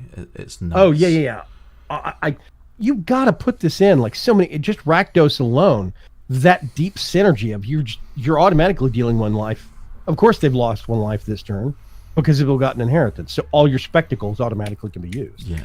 I mean, just that right there is amazing, much less any other cards that have that clause of if your opponent has lost life this turn. Yeah. That wasn't Rakdos, or whatever. That's a good card. I find it sort of amusing that this builds so well into Spectacle, yet it's clearly an Orzhov card. How do you say Orzhov? Because Orzhov are all about taxing people and getting their money from people, even if they have to enslave them into death. Yeah. So it's an Orzhov card that helps Rakdos. It's flavored as an Orzhov card, but it has a lot of synergy with Rakdos as well. That is funny. That is super funny. Grimtide says all of these cards would fit right in with your pirate raid deck, Preach. Preacher says indeed. I think he's getting ideas. Artwork call out. I don't even know if it's an amazing card. Haven't read it yet, but Pestilent Spirit. I really love the artwork. On point. Actually, it is sort of amazing. So it is a spirit. It's a spirit that has Minachi and Death Touch. Weird. And Death Touch. And Wait a minute. It gives all instant and sorcery spells Death Touch as well. It's instant sorcery spells you control have Death Touch. Any amount of damage they control. So that means this is, I'm not calling it a Rakdos card, but if you're doing a Rakdos deck, you're going to have red, which means you're going to have some lightning bolts and not lightning bolts, lightning strikes and whatever. Which means if you did a quick 1 damage strike on somebody, this turns that into a killing spell, no matter how much damage you should have needed. Yes. It turns Fiery Cannonade into destroy all non-pirate creatures. Now this would die to Fiery Cannonade as well, but that's not it would. But... there's things where you could flag this as a pirate or whatever. We've got artifacts for that. We have ways around that, but yeah. So also, it's a 3/2. Now Minache means that that you cannot block it with more than one creature? No, it can only be blocked by more than one creature. Oh, right. It can only be blocked the other way around. Because it must be blocked by 2 or more creatures. Is the 2 or more creatures. So, which means, because it has Minache and Death Touch, if you attack with it, they have to block, and you're going to take out at least 2 things. Yep. 100%. That's rough. Super rough. Even if you don't use it, it sits back and does the instant and sorcery spells buff. And gives them. I've never seen an instant and sorcery spell get Death Touch. Neither have I. But there's a red-white card in, I want to say Dominaria, that gives your red and white instants of sorceries lifelink. Yeah. So you could potentially do like red, white, black, and have all of your instant sorceries have both Death Touch and lifelink, which is kind of insane. That's super rough. Dark Preacher says a shock would kill Galta with that spirit, a pestilent spirit. Grimtide says that turns a lot of weenie killers into board wipers. Exactly. What is it? Chain Whirler? Goblin Chain Whirler does 1 damage to everything on the board? It's not an instant or sorcery. That's true. It is a creature. Something like a Cosmotronic Wave, though. How much is that 1 damage? Yeah, I think it's like 1 damage to each creature target opponent controls, and they can't block this turn. That's a red card, isn't it? Yes. Or is it it's a red card. It's a red-blue. No, it's a red card. So Cosmotronic Wave. You put Pestilent Spirit in Cosmotronic Wave. It would kill this. It's a target opponent. So anything all opponent creatures. Yeah. Okay. So this would basically just wipe half the board. Yeah. The other half. The half that you don't want to die. Super. There's got to be people that are going to do this combo. I'm 100% seeing it already. Yeah, that's happen. rough. Man. Okay. That's wild. I don't know what to do about that, but hide in a corner and cry. Yeah, hide in a corner, wait for it to happen. Okay. We've got Priest of Forgotten Gods, just an evocative name in and of itself. I think is that a rare or a mythic? It's a rare. Rare. Human Cleric sacrifice. Cost 2 mana. A 1/2 for 2. Not bad. Tap and sacrifice 2 other creatures. Any number of target players each lose 2 life and sacrifice a creature. You add 2 black and draw a card. So you can turn this into they lose life and sack a creature and card draw in one swap. Yes. I'm actually super surprised this is only a rare. Yeah. Because that effect is like stupidly powerful. There's a lot of things being stacked on top of each other. Yeah. A lot of layers. And it's only a 2 mana card. And the ability would be sacrifice 2 other creatures. Doesn't say non-token. If you have a token generator. Yeah, if you have a token generator, that means that you can do saplings, God knows what else. All sorts of token generation happening in black or black adjacent.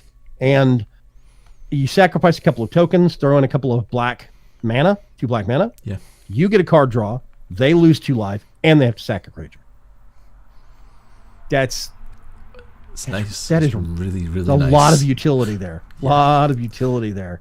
This was Merchant's card that he got the reveal for. Oh, nice. Priest of Forgotten Gods. Just a really great name. I like the artwork too. The artwork's really Dudes, cool. there's people upside down, hanging upside down, the hip tied together. Yeah. You can tell by the shape. You can see the feet at the top and the head at the bottom, the shoulders widening out. They've basically been wrapped in like black I don't cloth. know. If it was nowadays, I'd say those people have been wrapped in trash bags. But yeah, that's dark stuff. I do like right next to it the Rakdos Trumpeter. Yeah, it's got Menache. It does. It's a 1/3 for 2. But and you can pump it with some. Yeah, and that's the thing though. For 4 mana, it gets +2/+0 until the end of turn. But that's not a tap ability. You can keep pumping. Yeah, you can do that as many times as you have mana for it. Right, which means it could get bigger and bigger and bigger on that front end hit. Yeah. I just like the artwork though. I think that's just amazing. Yeah, I think it's awesome. Again. It's very Mad Max-esque. Yeah, I think it's interesting that it's a human shaman, but I mean it does look very devil-like, but still, or demon-like or something. More great names on the next line. Spawn of Mayhem, Spire Mangler. Spawn of Mayhem is just super. That's got to be a mythic card. It is a mythic card. Yeah, creature, demon, and it's 4 mana. Although it does have Spectacle for 3 mana. It's got one of the. I still attest to this day. This is one of the weirdest combos in Magic that happens when it does happen. Flying and trample. Because trample is inherently you're getting trampled under the feet of something that is running. In terms of mental, the imagery that it's evoking, it's flying and it's trampling you under its feet as it's running. It's just, I don't know. It's one of the strangest combos, I think, out there in terms of what kind of imagery it summons up. But at the beginning of your upkeep, Spawn of Mayhem deals 1 damage to each player. Then if you have 10 or less life, put +1/+1 counter on Spawn of Mayhem. So this is doing damage to you, each player, not each opponent. And if you get less than 10 life, it gets a counter every time it does it, so it starts getting more and more powerful as the clock ticks down. It also enables Spectacle right off the bat. That's 100% true. I think it would be amusing to come up against this playing Rakdos, and the opponent actually plays this, because then it triggers Spectacle on his turn. Yeah. Which is just super weird. Oh man, that is super weird. That is strange. Anyway. Okay. There's a flying 2/1 with flash right next to it, Spire Mangler. When it enters the battlefield, target creature with flying you control gets +2/+0 until end of turn. Kind of rough. There's a lifelink shade down there at the end too. Yeah, for 3 mana you give it +1/+1. It's a shade and not a spirit, which is unfortunate, but right, that's slight differentiation, but yeah. Okay. Like, had this been a spirit, I could see this being played. But with it not being a spirit, I don't know. That slight adjustment in definition. I think it will definitely see play in limited. I can see that happening, but whether that transfers into constructed, I just don't know. So, okay, I'm seeing a new monocolor poison tipped archer in the Vindictive Vampire. Yeah, whenever another creature you control dies, doesn't say by whose hand, Vindictive Vampire deals 1 damage to each opponent and you gain 1 life. Yeah. That's nice. That is slightly limited focus poison tip archer that costs more. But it doesn't require that green. True. But it also doesn't have reach and death touch. That is true as well. It is less utilitarian as a creature, but I think the effect is nicer. And you could still bundle this in and have one poison tipped archer and 1 Vindictive Vampire. Yeah, definitely. So you could double up on that. I'm seeing a couple of commons. Undercity's Embrace. Undercity's Embrace is a 3 mana casting cost instant. Target opponent sacrifice a creature. If you control a creature with power 4 or greater, you gain 4 life. That's rough. That's insult to injury, to be sure. This also gets around hexproof, which is nice. Target opponent sacrifices a creature. Yeah, because you're not targeting the creature. You're saying, hey man, sacrifice that creature. You have to pick one. Yeah. Or wait a minute. Do they pick? They or pick, do you yeah. pick? But if you somehow manage to clear the board and they only have, say, a Carnage Tyrant left, and you play this, Yeah. Then boom. Okay. Yeah, that's nasty. The black card that I did pick up on early on that I do want to talk about, the Haunt of Hightower. Okay. Right there on the bottom row. You talk about this. I'm going to run to the bathroom. Yeah, go ahead. It's a mythic. It's not cheap. It costs 4 colorless and 2 black. With flying and lifelink. That's harsh right there for a 3/3. Whenever the Haunt of Hightower attacks, defending player discards a card. That adds up really, really quick, especially when you have other things that you could do blue-black or you could do red-black that tie into discard mechanics, especially blue-black. Whenever a card is put onto the opponent's graveyard from anywhere, put a +1/+1 counter on the Haunt of Hightower. So every time it attacks, it gets a +1/+1 counter as a result. Every time you cause the opponent to discard. So, I mean, this is black, but it is a heavy blue synergy with discard mechanics, counter mechanics. Oh, God, so much stuff. I really do like this Haunting of Hightower card. It looks really amazing. Yeah, it's flying and lifelink. Thrusting Shade could be pumped rather large if you put the mana into it, and it's only a 1 casting cost, and it's got lifelink. That's 100% true. That is 100% true. Going back up to that Thirsting Shade, it does have lifelink. It's a 1/1 coming out for 1, and you can pump it. It's just, it would have so much more synergy, and so much more synergy if it was a spirit instead of a shade. It's just such a nuanced difference in definition, but whatever. Yeah. I'm super psyched about the Haunt of Hightower, though. I think there's a lot of possibility in this. Yeah, because if you look at the card, right, whenever the Haunt of Hightower attacks, your opponent discards a card. Yes. First of all, it's a flyer with lifelink that's 3/3. It's not bad. But when it attacks, your opponent discards a card. Whenever a card is put into an opponent's graveyard from anywhere, not just this card, from anywhere, put a +1/+1 counter on the Haunt of Hightower. You get this and put it into a black-blue deck. Woof. Can you imagine this in a Persistent Petitioner's deck? Yeah, exactly. You're just discarding and discarding. Whenever a card is put into an opponent's graveyard, it doesn't say when cards are put in. It says a card. So if you do the tap 4 and they discard 12, this would get 12 counters. Yes. That's rough. I mean, I could see this getting put into one of those Persistent Petitioner decks, even as a splash. A little bit of black, here's Haunt of Hightower. Your day's over. I mean... Plus, blue-black has both colors of both types of lands already, so... It's super easy. It's really nice. I like it. That would make one of the nastiest Dimir decks I think I've seen in a long time, to be sure. I'm 100% doing that. We have to make the nastiest Persistent Petitioners. Just see us dropping like Persistent Petitioners and going, yeah, we're going to mill you to death. Oh, and then we're going to hit you for 54. Yes, I have this 37/37 flying lifelink blocker. Oh God, what was the other thing where it was in that deck that we broke the game with, where you were, what was it? Getting your Gateway? Life? Is that what it was? The one that taps to add X mana where X is your life total? Or the card that doubles life based on... Yeah, I mean, if you got just a couple of those, you don't even have to. You can end the game already with Persistent Partitioners. You go Haunting of Hightower.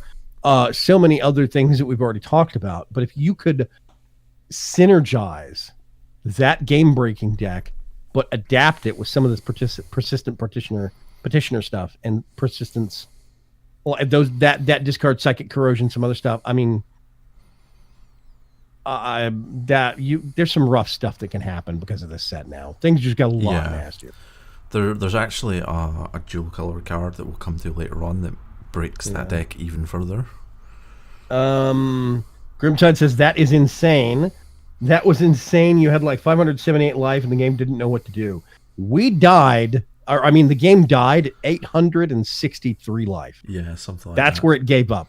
It was like 862 to 863, and then it was going to go to 864, and it said, nope, I give up, and it fell over. It wasn't actually the life total. It was the fact that we were adding so much mana to our mana pool. Yes. which I thought was funny. Yeah, it died because of the mana, not the life. Yeah, because there's a YouTube video somewhere where a guy has like over 1 million life. Oh God. I would love to see how they pulled that off. But anyway, we can roll on into the red. Yes. Parting thoughts on black, and I absolutely think that Haunt of Hightower is going to become a dangerous card in the format. So Active Treason's been reprinted, which is always nice to see. Nice. Yep, we've used it before. We love it. It's a really great way to ruin someone's day. Oh, I'm sorry, you've got a Carnage Tyrant? No. For this, actually. Yeah, it's a really good one. But it's, oh, you have a Carnage Tyrant? No, I have a Carnage Tyrant. Or whatnot, Galta, the one that's hexproof? Carnage Tyrant's the one that's hexproof. Carnage hexproof. No, there's another one that's the Gigantosaurus. That's what I'm thinking of. Yeah, that one comes out. Gigantosaurus of vanilla 10-10. Yeah. That's just a straight up creature. Yeah, it's 10-10 that comes out and it's like, nope, that's my toy now. Yoink. So, I really do love that Active Treason. Amplifier. Great name. Great play on words. It's funny. I like it. But the artwork is really, really great. This concept of getting someone and turning into making an almost an elemental doppelganger of them that chases after them. It looks like this goblin is being chased by himself. That's exactly what it does. Yeah, really cool idea. At the beginning of your upkeep, well, first of all, it's 2 red and 2 generic, 2 colors. At the beginning of your upkeep, reveal cards from the top of your library until you reveal a creature card. Until your next turn, Amplifier's base power becomes twice that card's power, and its base toughness becomes twice that card's toughness. Put the revealed card on the bottom of your library in a random order. So you reveal cards until you get to a creature card, and then Amplifier gets... Imagine revealing Galta with this. Galta comes in as... What is it, Galta? 7/7? 12/12. Is it 12/12? Yeah. Wow. Yeah. Gigantosaurus is 10/10. Gigantosaurus is a 10/10. Carnage Tyrant is a 7/6. I'm actually having a hard time thinking of any really big red creatures. Atali is a 6/6. Okay. That wouldn't be too bad. That'd be 12/12 with this. But I mean, if you did have, let's say if you had a red-green deck with Amplifier on it, and you pulled out Galta, that means this becomes a 24/24. Yeah. That's bonkers. Oh, I'm going to swing at you for all of your life. Yeah, I'm going to swing at you for more than you have in health. That is nuts. Hey, Ferg. Welcome aboard, buddy. Completely forgot it was Friday. Hi, Ferg. Also, I get to drag you around the wasteland if the servers don't crash later this evening. Dibs. Also, hi. Hey, a refresh. Yeah. Whatever. Yeah. Okay. Amplifier. I think Amplifier is a great gimmick, great card. Yeah, I'm really psyched about that one. It'd be interesting to see how that turns out. Yeah. Okay. 1 row down. Burning Tree Vandal. There's that riot mechanic coming in. Yeah. Brand new mechanic. I love riot. This creature enters the battlefield with your choice of a +1/+1 counter or haste. There's no downside to riot. Nope. I mean, okay. Burning Tree Vandal is common, right? It's a human rogue. Whenever Burning Tree Vandal attacks, you may discard a card. If you do, draw a card. So it's a red card sifting, which is super weird. It's kind of reverse, though. You have to discard something to get something better. But if you got something bad in your hand or something you have no use for at the time, you could use this. Yeah, that typically is how red does card draw. You discard and then you get to draw. Right, and it's kind of reversed. You don't have a choice. You have to discard something first. You have to make a sacrifice to get something in return, which makes sense. It's very red. But when this thing comes in, it's 2/1, and it says if you do, you may discard a card. You don't have to. Yeah, it's completely optional. You may. Yeah, so you might never take use of this. But I mean, when it's a 2/1 for 3. When it comes in, you can either make it a 3/2, or you're going to be a 2/1 with haste and just use it right away. Yep. It's a really good mechanic. I really like nice. Riot. Yeah. It's simple. It's straightforward. It is very red. It's to the point. So yeah, I've been an Orzhov player like my entire Magic career. So black white. Mm-hmm. I saw Riot, And I was immediately like, okay, I may be a red green player now. Orzhov's Afterlife, right? Yeah, Orzhov is Afterlife. Okay. Afterlife is interesting. I see potential in Afterlife, but it is not as amazing of a card as a lot of stuff with Riot or Spectacle or Adapt. Like, yeah, you see Riot in comparison to Afterlife, and you're just like, Riot says smash your face really hard. Afterlife says your stuff is going to die and then come back really weak. Yeah, it's echoing slightly, but that's about it, you know. You know, it dies and then comes back as this flying echo shade of a former self, you know, whatever. Cavalcade of Calamity. I love this name. I'm going to probably mess up saying it several times while playing, but that's not the point. It's an enchantment. I think the artwork is great, and I also think the name is great. I haven't even read the description yet. So whenever a creature you control with power 1 or less attacks, Cavalcade of Calamity deals 1 damage to the player or planeswalker that creature is attacking. Power 1 or less. Yeah. So you could have a 0 attack, and this would still do damage for it. Yep. That's hilarious. Also, if you attack and it doesn't block, you get 2 damage instead of 1. Oh, yeah. That's true. That is 100% true. Let the Dimir worry about witnesses. For the Rakdos, screams count as applause. Really love the lore text on a lot of the Rakdos cards. I'm swinging hard that direction. I gotta say. Rakdos seems amazing this set as well. Yeah. Okay, Clamor Shaman. We get another goblin. More goblins are always good. Goblin decks get rounded out a little bit more. It's a goblin with Riot. It's a goblin with Riot as well, yeah. And whenever it attacks, target creature an opponent controls can't block this turn. Oof. So you set it to attack, and then you get their big blocker and make it busy. I'd be like, no, you can't block, sorry. Yeah, it's a really annoying 1/1, I gotta say.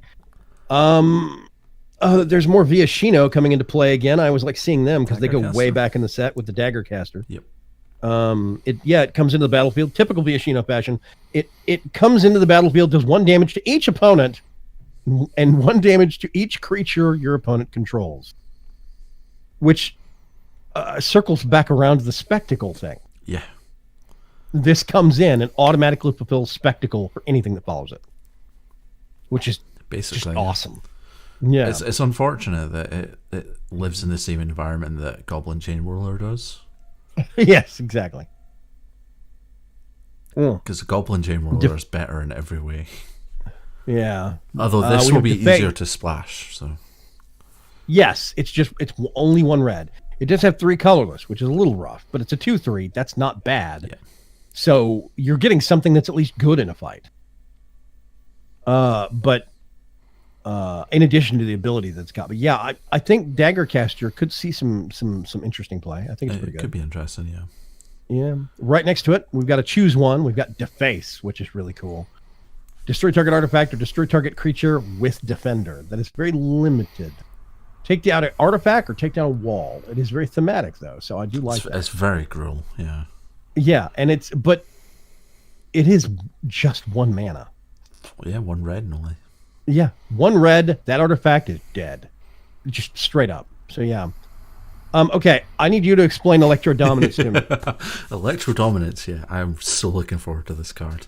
So it's an X 2 red X. casting cost.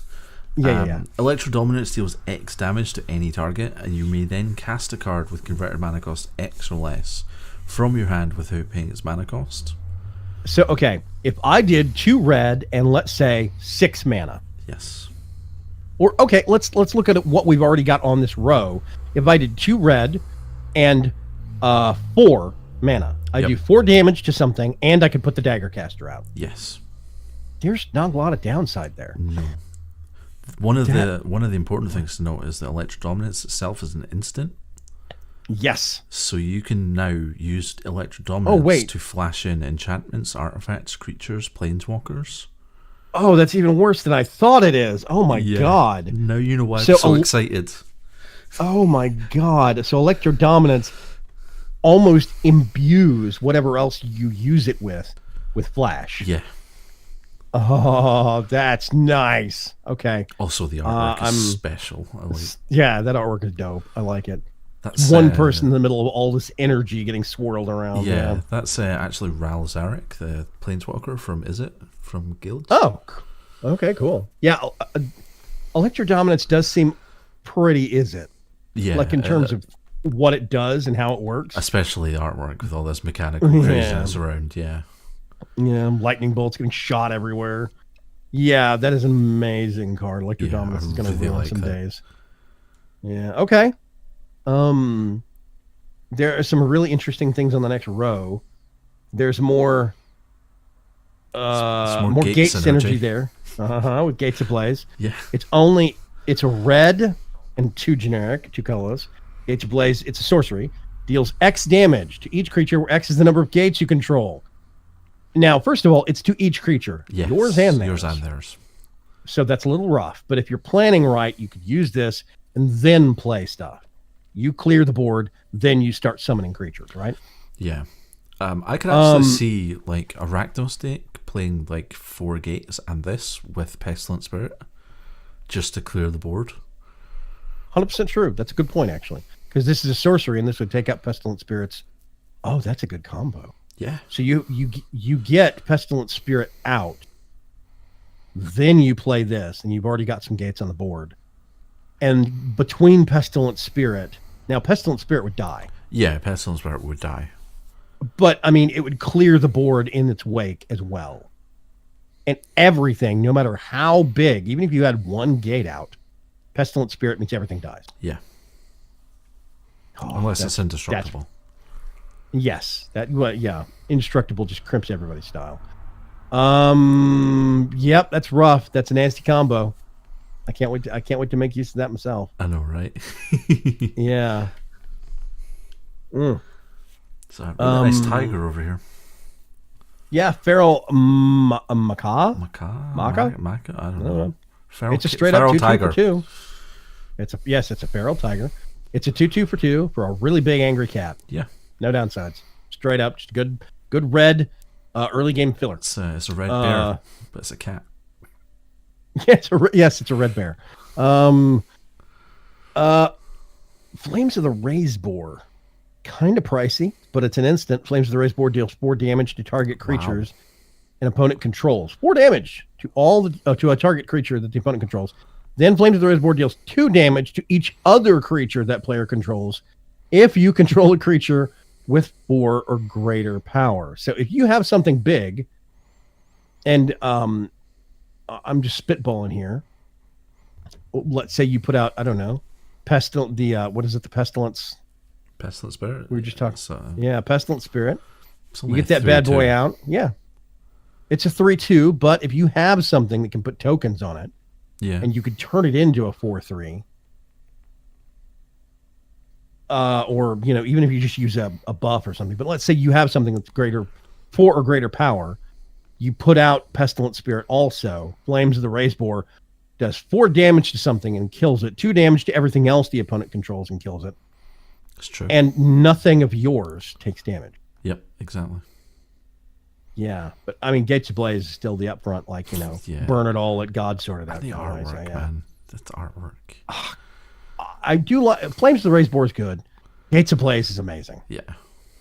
You see, there's some figure walking out of that fire way back There's there. 2 It's actually. real. There's one like there, and there's one there. Yeah. Oh yeah, there is 2 guys there.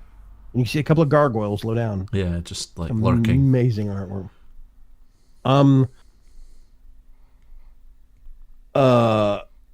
It's a good point actually. Grimtides points out that Flames of the Raise Boar can also get around hexproof,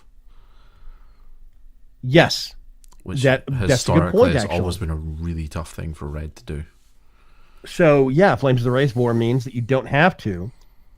You target a creature the opponent controls. You can't target the one with the hexproof. That's fine. You target one of the other ones.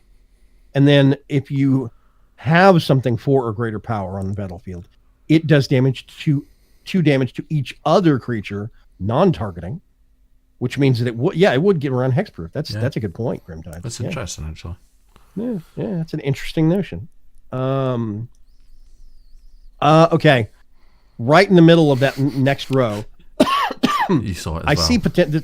Yeah, there's Goblin Gathering. Okay, this is a sorcery card for red. It's a common. It's a red and 2 colorless. Create a number of 1/1 red goblin creature tokens equal to 2 plus the number of Goblin Gatherings cards in your graveyard. So if you can have 4 of these in your deck, which means the first time it's going to be two tokens. Yep. Then 3. It's going to be 2, 3, 4, and then 5. 5. Yeah. And I think 6 at the end? No, because the one you would have in hand wouldn't be the graveyard. Yeah. It would be checking against the other 3. So yeah, you would go from 2 to 5. By the time you get to the end, it's steamrolling and it's getting bigger and bigger. More goblins show up to the gathering every single time. I think it's a hilarious concept for just a straightforward common Plus, 3 mana card. This is in red, which means that if we went red-blue, we have access to things like Thousand Year Storm, Mirari Conjecture, all of which can duplicate spells that are cast. So you want to do a 1,000-Year Storm Goblin Gathering Izzet deck? Hell yeah. Oh my god, that could be nasty. So you fire this off and then copy it several times. Yeah. And by late game, you're making 15 goblins in one swat. Uh-huh. That's freaking bonkers. I love it. We got to do this. And then you do great. something like Brass's Bounty to give you lots of treasure tokens for mana. Uh-huh. And then something like Goblin Siege Maker, Goblin Siege Master, or Goblin Crater Maker to deal damage for each goblin you have in play. Yeah. Yeah. So many different things to get +1/+1 to all of a creature type, like Goblin. I just think that's awesome. Vanquisher's Banner. Yeah. Okay, that's a rough card. I love Red white with especially Angelic Exaltation that we saw earlier. Are you just making a whole bunch of, what do those come out as? What are the rating on those? Those are 1/1s. 1/1s. Okay. But if you create like 15 in a turn and then you attack with who something, cares? it gets +15/+15. Yeah. At minimum. I think the only thing that would make it worse is if the goblins had riot or haste. If they had haste, you could use them right away. Yeah. Because you're going to create a whole bunch of tokens. You're going to have to hope that nobody does a board wipe. But if you can pull 10, 15, 20 tokens in one turn out of your back pocket, I think it's worth worrying about. Yeah. So, yeah. So the next one has 2 cards that I really want to talk about. Okay. Oh, there's that stage reference again. Yeah. Light up the stage. So Immolation Shaman. Whenever an opponent activates an ability of an artifact, creature, or land that isn't a mana ability, Immolation Shaman deals 1 damage to that player. Okay, that's rough. Yeah. If they activate an ability that doesn't generate mana. Yes. They take 1 damage. Okay, and it's win an opponent, not all players. Yeah. So it's already really stacked. Okay, read on. And you can pay 3 into red, and Immolation Shaman gets +3/+3, and Minache until end of turn. So it becomes a 4/6. That's nasty. Is that Viashino again? Yeah. Pecking away at the opponents. Wow. That's a nasty card. Hello, Kindling. I also love the the quote across the bottom. Yeah. Whenever an opponent, that's so many decks would just get. There are so many decks in the meta. Yeah. Yes, they would just tap themselves to death. Basically, you turn that ability off because it's like they don't want. Suddenly, they're shy about using those tap abilities because they. Or activated abilities because they don't want to tap themselves to death or activate themselves to death. Because it doesn't say tap, it says activates an ability. Yes, so this is things like doesn't even adapt as well. Yeah. Well, I mean, even this thing's own Immolation Shaman gets +3/+3. Yeah. An ability like that, a pump ability like that, would still trigger this. Yeah, that's true. Nasty. It's really nasty. That's a nasty card. The other one I wanted to talk about was Mirror March. Oh God. Okay. I love the artwork on Mirror March already. So it's a 6 casting cost enchantment. Right. And whenever a non-token creature enters the battlefield under your control, you flip a coin until you lose a flip, and for each flip that you win, you create a token that is a copy of that creature. The tokens gain haste, but they get exiled at the beginning of your end step. Wait a minute. Oh, non-token creature in the battlefield under your control. Flip a coin until you lose a flip. Yeah. For each flip you win, create a token that's a copy of that creature. They gain haste, exile them at the beginning of the next end step. Yep. Wow. So you get them for a little bit, but they're not permanent. No, but if you imagine playing something like Ravenous Chupacabra. Oh, God. It enters the battlefield, So you create 1 copy, 2 copies, 3 copies, 60 copies. Well, okay, first of all, Ravenous Chupacabra, this is in play, right? Mirror March is in play. Yeah. Ravenous Chupacabra enters the battlefield, destroys target creature, Yeah. Mirror March triggers, makes a duplicate, Which that enters the new one battlefield, enters the battlefield, destroys target creature. target creature. Yeah. Wow, that's rough. Okay, that's a good I'm point. seeing That's this a good getting point. used with a lot of things that have like enter the battlefield abilities. What is the what's the blue? There's a blue merfolk that ties up. Target Water Tap creature. Weaver. Yeah, Water Tap Weaver comes into play, taps something an opponent has, gets duplicated by Mirror March. The new one taps something. I mean, there's lots of layers you can do that with. Yeah. Or draw a card upon entering the battlefield, etc., etc. Viashino Pyromancer deals 2 damage to target player. Yep. Goblin Okay. Chain Whirler. Yeah. Yeah. You know, people are going to be using Mirror March. Yeah. It's gotta be. It's so hilarious that I just really want to build a deck around it. Here's a question: Mirror March and Polyraptor. Oh God. Right? Could you crash the game with that combination? Yes. Mirror March, Polyraptor, and a a couple Forerunner of of the other. Emperor. Yes, if you could get those 3 Yeah. out on the battlefield. So a Polyraptor comes out, triggers. I don't know which one would trigger first. You can order the triggers. Okay, so you would So you would Trigger resolve the Mirror March Polyraptor. first. to make another Polyraptor. Yeah, and then you would trigger the Forerunner after Mirror Match's copies have all entered the battlefield. Okay. My brain is already breaking at the possibilities of this. So If you could, I mean, it's a coin flip, so you're going to lose. yeah, some. I mean you're gonna lose some, but like if you play Polyraptor, and even if you only win 1, that's still Yeah. going to trigger Polyraptor. So you have Forerunner, you let the first trigger resolve, you resolve it on the second when both Polyraptors are in play. So you get another 2 Right. Polyraptors, which then triggers the Forerunner another 2 times. So you resolve it on the second one, you get another 4. Yeah, there's got to be a way to crash the game on this, man, or just Oh, yeah. overload the battlefield or something. Yeah. Okay, we got to bookmark that one. That's going to get nasty. Yeah, that one's getting used. That one's getting used. Yeah. We got ideas. Crimtide says, "How is Mirror Match not legendary?" Well, technically, the tokens are still going to be legendary, but that's why you use it with things that have enter the battlefield effects. Mm-hmm. Because even if they enter the battlefield and they're legendary, you would keep 1, which will probably be the original, because then it doesn't get exiled at the end of turn. But their enter the battlefield effects still take place. Yeah. Oh, actually, if you had multiple Mirror Matches in play.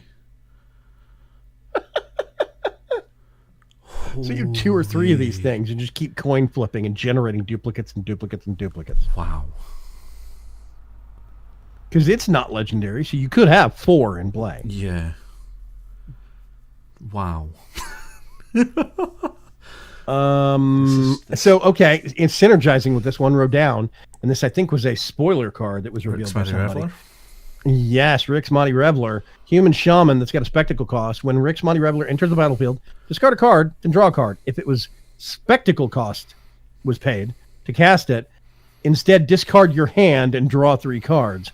Even if you don't pay the spectacle cost, and you summon this thing for 1 red and 1 colorless. For it's a 2/2 for 2 basically. When it comes into the battlefield, discard a card, then draw a card. I mean, you could accidentally deck yourself doing mirror march. Yeah, really easily. Option number 2, though, you have creatures that cause the opponent to discard a card when it comes into the battlefield. burglar rats. Yeah, exactly. And you put in Mirror March and then start doing those and duplicating it, and every new copy comes into the battlefield. They discard a card. They discard a card. Oh, God. There's just so many ways you could use that enter the battlefield trigger. Yeah. Ugh. That's interesting, actually. Yeah, super rough. I want to point out Rubble Reading. Destroy target land. Yeah. Scry 2. For 4 mana. Yeah, for 4 mana. I really hate land destruction. So Can't express how unfun it is to be on the receiving end of land destruction. I mean, it's great to do it to other people, don't get me wrong. But I don't like being on the receiving end of it. It's one of the... I can get making me discard things or making me take the top card of my deck and putting it from my library under the graveyard or whatever. I can get that. But taking away the mana that you've been building up over the course of however many turns is really demoralizing. So I'm a little sketchy about Rubble Reading. I'm worried that's going to start showing up a lot in red decks. Possibly. Yeah, I don't know. We'll see. Anyway. I think Scorchmark looks like it could be really utilitarian. Deals 2 damage to target creature. If that creature would die this turn, you exile it instead. Yeah, good. Yeah. Straightforward. That's nice. I like it. Especially if you're doing Rakdos and you've got Pestilent Spirit, you can Scorchmark to deal 2 damage. Pestilent Spirit would mean it would die, and then exile it. Yep. Straight up, and it's only 2 mana. That's a really good card. Yeah, that's nice. Yeah. Skargan Hellkite next to it is also pretty spectacular. It's a Dargon. Roar. Dargon, yeah. It has Riot as well. Yes, it's a flying nasty with Riot. Thank you. Yes. Let's get a 4/4 onto the battlefield and be able to use it right away. Yeah. Skargan Hellkite deals 2 damage divided as you choose amongst 1 or 2 targets. Activate this ability only if it has a +1/+1 counter on it. So you come in and you choose the +1/+1 counter, not haste. The next turn, you can activate this and deal 2 damage to something, 1 or 2 things. Yep. Pop, pop, pop, pop. And it just keeps doing that turn after turn after turn. Give it Death Touch, and then they die. No. God. Yep. If you do Death Touch to it, that's nasty. Yeah, because it's dealing damage itself, it would take like things like Death Touch, Lifelink, it would pick up. Which is really interesting. Well, okay, here's a crazy question. This ability of doing 2 damage, it would not synergize with Pestilent Spirit, right? No, because it's not an sorcery, yeah. Right. Scorchmark would, this would not. Okay. Yeah. Okay. I'm just making sure I got my cards straight on this. Cool. Okay. I'm seeing some still really good stuff on red. Here's another one of those great flavored things about Rakdos. Skewer the critics. Yeah. I really do like. I like how like every Rakdos card somewhere has some reference to a performance. Yes, stage, footlights, whatever the case may be. Sorcery with a spectacle cost. Skewer the critics deals 3 damage to any target. That's rough. Yeah. So and if they lose a life, it's basically a 1 mana lightning bolt. Yeah, that's nice. I like that. I mean, so many mechanisms we've seen already to guarantee getting that spectacle cost clause fulfilled. So, okay, cool. Great artwork on the Smelt Swarm Ignis, by the way. I like that. It's nice, isn't it? Yeah. The effect's okay as well, but it's a sacrifice ability, so... Yeah, there's a defender off to the right. Spear. It's a goblin. Yeah, 0/2 wall. Defender. Deals 1 damage to each player. That's kind of rough, but still. Yeah, it's interesting. Okay. Last row of red cards before we're going to green. You know we're going to call it this, aren't you? You know they're going to what? You know you're going to call it this, aren't you? Spike Wheels Acrobat. I have to. Yeah. I mean, it's just the artwork alone is amazing. And I will say, right next to it, Storm Strike looks really nasty and painful as well. Yeah. That guy is hitting some dude extremely hard. I think the artwork is on point for both of those. But the Spike Wheel Acrobat looks really cool. Spectacle cost Rakdos card. If you've done damage, you can get it out for slightly cheaper, and it's a 5/2. Yeah. Oh man, that is a 5/2 on pointed turn stick. 3. That's nasty. You get anything else out, a flyer that you can get over their front lines, poke them real hard, and then summon this at the end of the turn. Next round, when you can use it, you're going to smack them for 5 points. Yep. So yeah, Storm Strike's nice as well, actually. It's an instant for 1 mana. Target creature gets +1/+0 and gains first strike until the end of turn. Scry 1. I think it's really weird seeing Scry on red card. I know, it's super strange. Yeah.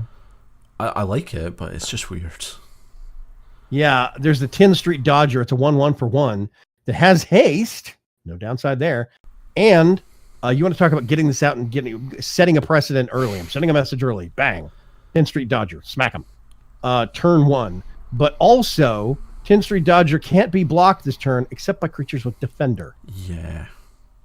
Actually, a lot of people don't use walls. Exactly. Not really. Yeah. So, I mean, this could change that trend very quick. Angelic you just have early again? game dodger. Yeah. Yeah. So it's not I 10 like Street that, Dodger is yeah. not a bad card. I do like that card. Yeah, it's a good card. Okay. Okay, on to green. I can already see one card I really want to talk about. Which one is it? Biogenetic I can't tell. Yeah.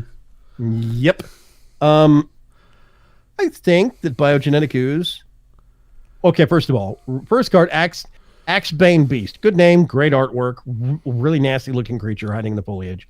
It's just straight up a 3/4. Yeah. Big deal. 3/4 for 4. It's not terrible. It's not fantastic. Yeah. So yeah, it's not amazing. It's not bad. Biogenetic Ooze. It is an ooze creature for 5 mana. When Biogenetic Ooze enters the battlefield, create a 2/2 green ooze creature token. At the beginning of your end step, put a +1/+1 counter on each ooze you control. And then you can create more ooze tokens for 3 green mana and 1 colorless. Yep. So every time you pump it to create more ooze, all of them get worse and worse and worse. Yeah, I know. In terms of It's great. This card is going to ruin days. I mean, what if you did a red-green and you used what is it? The March card, the enchantment? Yeah, Mirror March. Oh God, yeah. Right. So if you did Mirror March and Biogenic Ooze and it comes out on the battlefield, you create when it enters the battlefield, it creates a 2/2 green token. You then process Mirror March, and if you win the flip, it makes another Biogenic Ooze that puts a 2/2 green token creature token on the battlefield. Yeah, true. And it'll gets- still be there at your end steps as well. So Yeah. that will still trigger before it gets exiled. Yeah. At the beginning of your that's end step. Nasty. Now, is this at the beginning of your next end step or each end step after this? Your end step. So every one of your end steps. At the beginning of your end step, you put a +1/+1 counter on each ooze you control, which means if this is not nipped in the bud quick by your opponent, the longer these things stay on the battlefield, even if you're not pumping them, the worse they get. Yes. And then you just use that pump ability at the bottom to make another ooze, and it gets worse and it gets bigger and bigger and bigger and bigger and bigger. It's bad on so many levels. Nasty card. Yeah, I love this card. It's awesome. They're right next to a Biogenic Upgrade, which is a sorcery. Distribute 3 +1/+1 counters amongst 1, 2, or 3 target creatures. Then double the number of +1/+1 counters on each of those creatures. So I know, right? if you had Biogenic Ooze sitting around for a while, you then throw out a Biogenic Upgrade and just scale up the nightmare. Yuck. It's amazing combos, but it's just scary to think about 2 or 3 turns later on this. Yeah. Yeah, that's nightmare inducing. So anyway, we have to talk about the pain bacon. the pain bacon. Endray's Forerunners. Yeah. Vigilance. Okay, first of all, it costs 8 mana. It does. It's a boar. It's not like a legendary, but it's a boar. Vigilance, trample, and haste. Yes. And it's a 7/7. When it enters the Yes. battlefield, each other creature you control gain +2/+2, and gain vigilance and trample until the end of turn. Yep. I mean, this is definitely a late game card, but holy crap, is this going to be a game stopper? It's bacon that brings the pain. Pain bacon. Yes, it is. It's pain bacon. You put out pain bacon, and everything else gets bigger and gains vigilance and trample. Yeah. This thing is a 7/7 with haste and trample and vigilance. Yes. And you just swing with everything. Whoa. And because you swing with everything and they've all got vigilance, nothing taps. Exactly. So you can block with it all next turn or your opponent's turn. And it's a green card, so green has got insane ramp. Yeah. That means that you could get this earlier. It wouldn't be a turn 8. You could get this earlier because you've got stuff like, what is it? Path of Discovery for getting land cards out through Explorer. Yep. Or even you could have land fetching cards, Llanowar Elves. You could ramp into Pain Bacon. I mean, it's like a new nightmare of like Galta or Gigantosaurus or whatever. This is nasty, and it makes everything else nasty. Can you imagine dropping like Carnage Tyrant like turn 5, Galta turn 6, Pain Bacon turn 7? Yes, all I see is the words concede coming up from your opponent on the other side. You know what? Screw you. Yeah. Yeah. All hail the epic bacon, says Birdcraft. Exactly.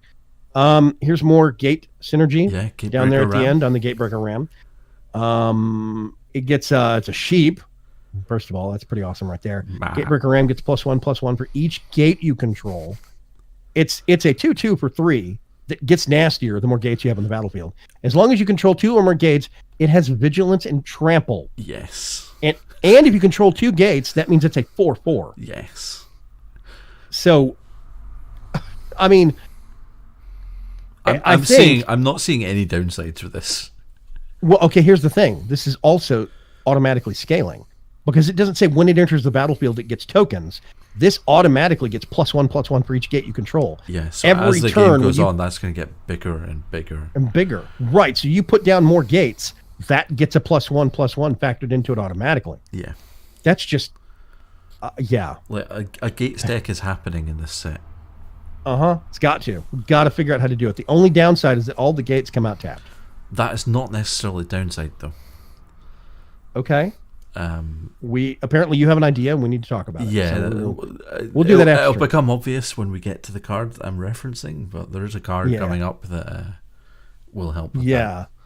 Let's see. Gift of Strength leaps out at me right away. 1 green, 1 colorless. Instant target creature gets, yes, a giant-ended dragon fighting over a city. That's pretty epic right there. I love the artwork. Target creature gets +3/+3 and gains reach until end of turn. I cannot express to you how useful reach is because flyers are a pain in the neck. Especially Plummet is one of my favorite cards for green decks. Well, what's the other one? There's one that has a choice. Destroy target flyer or... Crushing Canopy is the one that's destroy target creature with flying or destroy target artifact or enchantment. Yes, Crushing Canopy and Plummet. I love those cards in green decks. There's also a Piercing Sky, which deals 7 damage to target creature with flying. Or Pierce the Sky, I think is the card name, not Piercing Sky. Awesome. Growth Chamber Guardian. Creature. Okay, here we go. Creature. Elf Crab Warrior. Crab Warrior. Like it's got okay. crab hands. You had me on Elf. You lost me on Crab. Adapt. Definitely Simic card. Oh, yeah. It's got Adapt 2, which means it could come out... you could get it as a 2/2 and turn it into a 4/4. Yeah, the next turn. Yeah, no less. Whenever 1 or more +1/+1 counters are on Growth Chamber Guardian, you may search your library for a card named Growth Chamber Guardian, reveal it, put it in your hand, then shuffle your library. Yeah. So you can get this to get more of this. Yeah. And then play the one that you get, and then put the counters on that, and then get another one, and play that one, and put the counters on that, and get another one. Yeah. Now I know it's a rare. It is a rare, yeah. It's only 2 mana.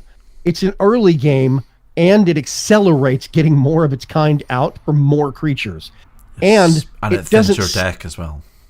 Yes. Well, yes, exactly. The other thing that's really awesome about it is that it's got that synergy of pulling other copies of itself out. And as soon as yeah, you get this out. Maybe you cannot pump it right away. You put it out on turn 1. I mean, on turn 2. And then the next turn, you can adapt it and put some tokens on it, right? Yep. And when you do that, then you draw another one of these. Next turn, you put that one out. This one is turned from a 2/2 into a 4/4. The next one's a 2/2. So it's like you're getting those 1/1 and 2/2. Like, you know how you get those early game mana elves, but they're so low on health, you don't want to do anything with them. Yep. So they kind of sit off at the side of your battlefield. These are early game creatures that can scale into mid game creatures, and they get you more early game creatures that scale to mid game creatures. Yeah. There's not a lot of downsides on this thing. There really I really isn't. like it. I'm Yeah, really starting I mean, to like Adapt as well. Like, the more I've seen of Yeah. it, the more I'm like, this actually isn't that bad.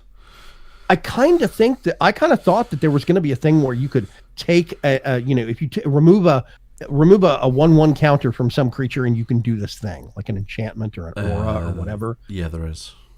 Yeah, and there might be that thing. That was what I expected when I saw Adapt. I was like, oh, you're going to be spending those counters to do things.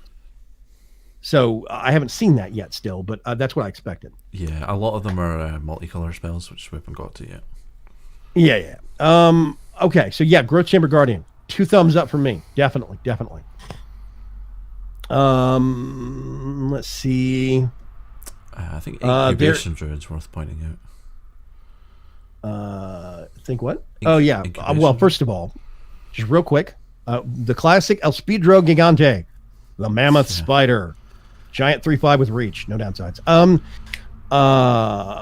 Incubation Druid. It's an elf druid. 2 casting cost for a 0/2, which is weird. But it's got Adapt 3 on it, which means it could become a 3/5, that's rough. That's nice. Kind of nice. Add 1 mana of any type that a land you control could produce. If Incubation Druid has a counter on it, add 3 mana. So it's a scaling mana elf. Yes, it's fantastic. Wow. That's nice. Plus, I really like that. It's better than every other mana elf because it adds mana of lands that you produce. So you could tap this and add blue if you had a breeding An pool island out on the field. something like that. Yeah. Okay. Yeah, okay.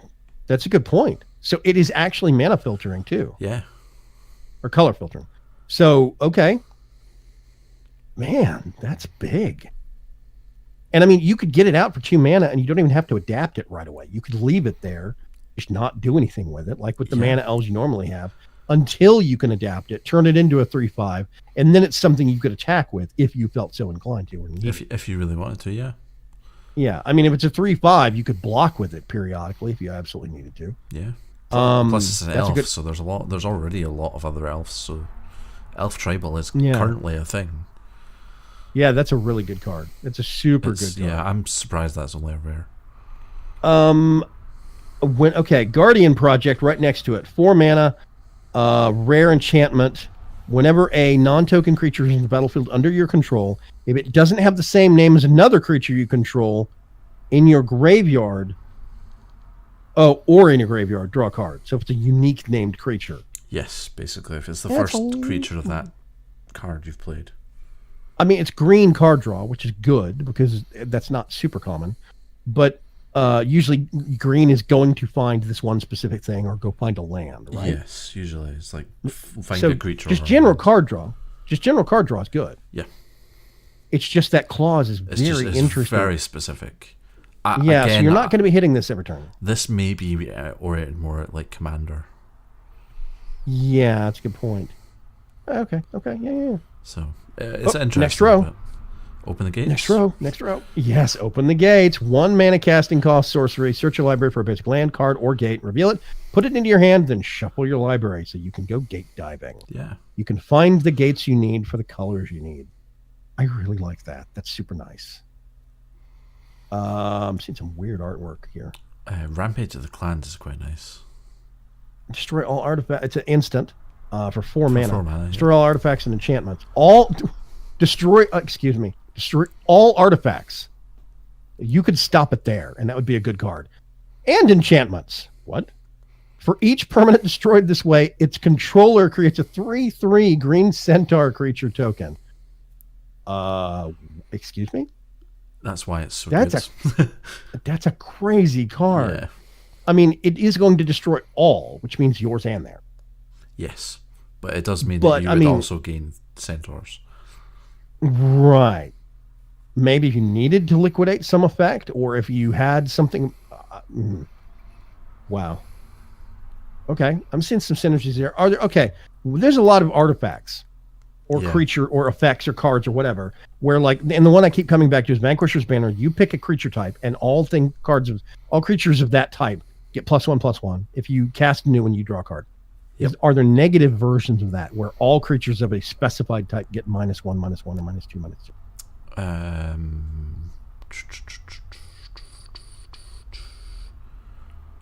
Possibly. And I can't think of here's- any off the top of my head. I can think of blanket effects that like all creatures' opponents get. Right. -1/-1. And the reason I'm saying this is if you could do this and combine it with something else, or you could say all opponent creatures get -1/-1 or -2/-2, or all centaurs get, you just make your own deck not have centaurs in it. It's got elves or whatever in it, right? Or this is green, you could do merfolk. Yeah. And then you use this to destroy their artifacts or their enchantments because you just don't have any out at the time. Instant, bang. It creates 3/3 centaurs tokens when they come out. And you could have them pre-debuffed or something. I'm just spitballing here. I'm just thinking, right? Yeah, there's ways to do it. Not a lot of ways currently in standard though. Right. I mean, I could see if you have a whole bunch of artifacts and enchantments yourself, and you need to cash those in for some. I need to get a whole bunch of creatures and just swing at this guy and get this match over with. Yeah, drop rampage that, and the then clans. suddenly you've got a bunch of tokens. A whole bunch of centaurs. Yeah, and that's yeah. I'm just trying to think of ways to use it offensively, but yeah, it's good in and of itself. I like it. It's a good card. Interesting. Also, there's a 4/4 beast, a rampaging Rendhorn that's got riot. Yeah. Ooh. Yeah. It's rough. Okay. Okay. So this next set that caught my eye right away, Regenesis. The artwork is just wow. 5 mana cost, instant. Return up to 2 target permanent cards from your graveyard to your hand. So, of course, the first thing I start thinking of is, oh, okay, I've cast all of my Goblin Gatherings. Let's go get another one and pull it back into hand.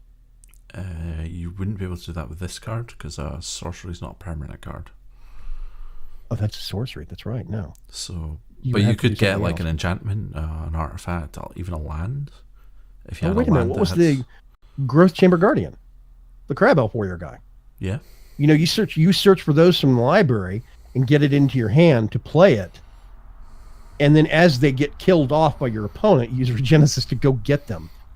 Again, pull them back into your hand and keep cycling them back into the battlefield. Yep. A little weird, but okay. There's different things you could do with that. Or Sure, if you had an enchantment and you destroyed it with Rampage of the Clans, you could go back and get it with Regenesis. Get and it. replay it.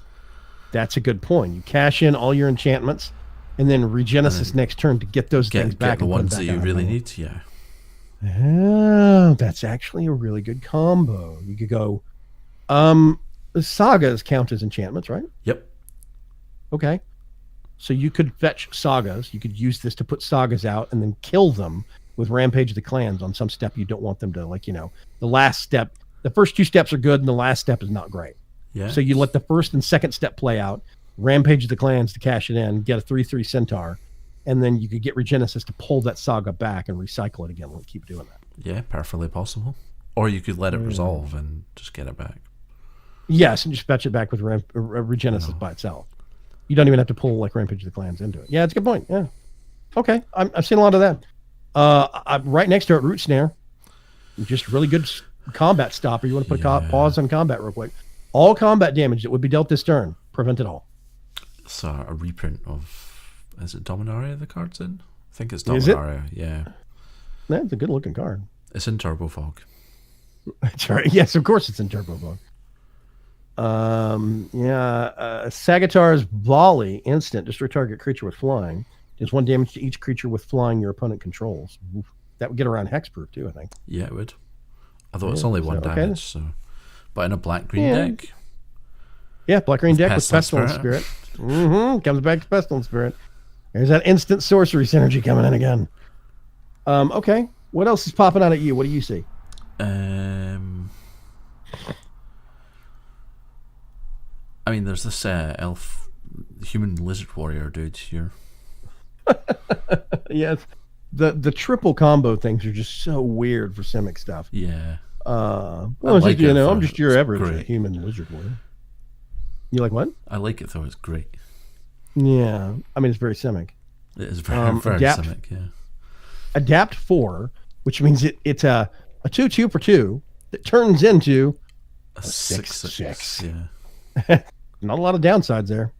That steeple creeper reminds me of an exomorph. Oh, hey, wait a minute. Ceruli Caretaker. It is a 0/3 defender for 1 mana. Tap an untapped creature you control, and you generate mana. Add 1 mana of any color. Yeah, the only problem I have with that is you have to tap 2 creatures to get 1 mana. Right, tap this one and tap another one. That's Yeah. a good point. That is a bit of a downside, but it's at least something. Yeah. Okay. On the other hand, Stony Strength would synergize really well with that mana elf that we saw earlier. Yeah, the scaling mana elf. Yeah. Put a +1/+1 counter on target creature you control. Untap that creature. So, like, you tap that elf to create green, you play Stony Strength, you put a +1/+1 counter on, and then untap it, and then you can retap it for 3 mana. Yeah. Wow, I'm seeing a lot of really good cards in this cluster right here, actually. Yeah. We're talking about Mirror March and Sylvan Brushstrider. Yeah. Gain 2 life. It's a 3/2, and you gain 2 life when it enters the battlefield. Simple, but really annoying. There's another one of those weird Simic cards off the left. Steeple Creeper. It's a frog snake. Yeah. Frog snake. Against Kinda flying. weird. Yes. Really odd. But yeah, I like it. The row below that, there's tower defense. Creatures you control gain +0/+5 and gain reach until end of turn. You want to talk about something you pull out as an instant.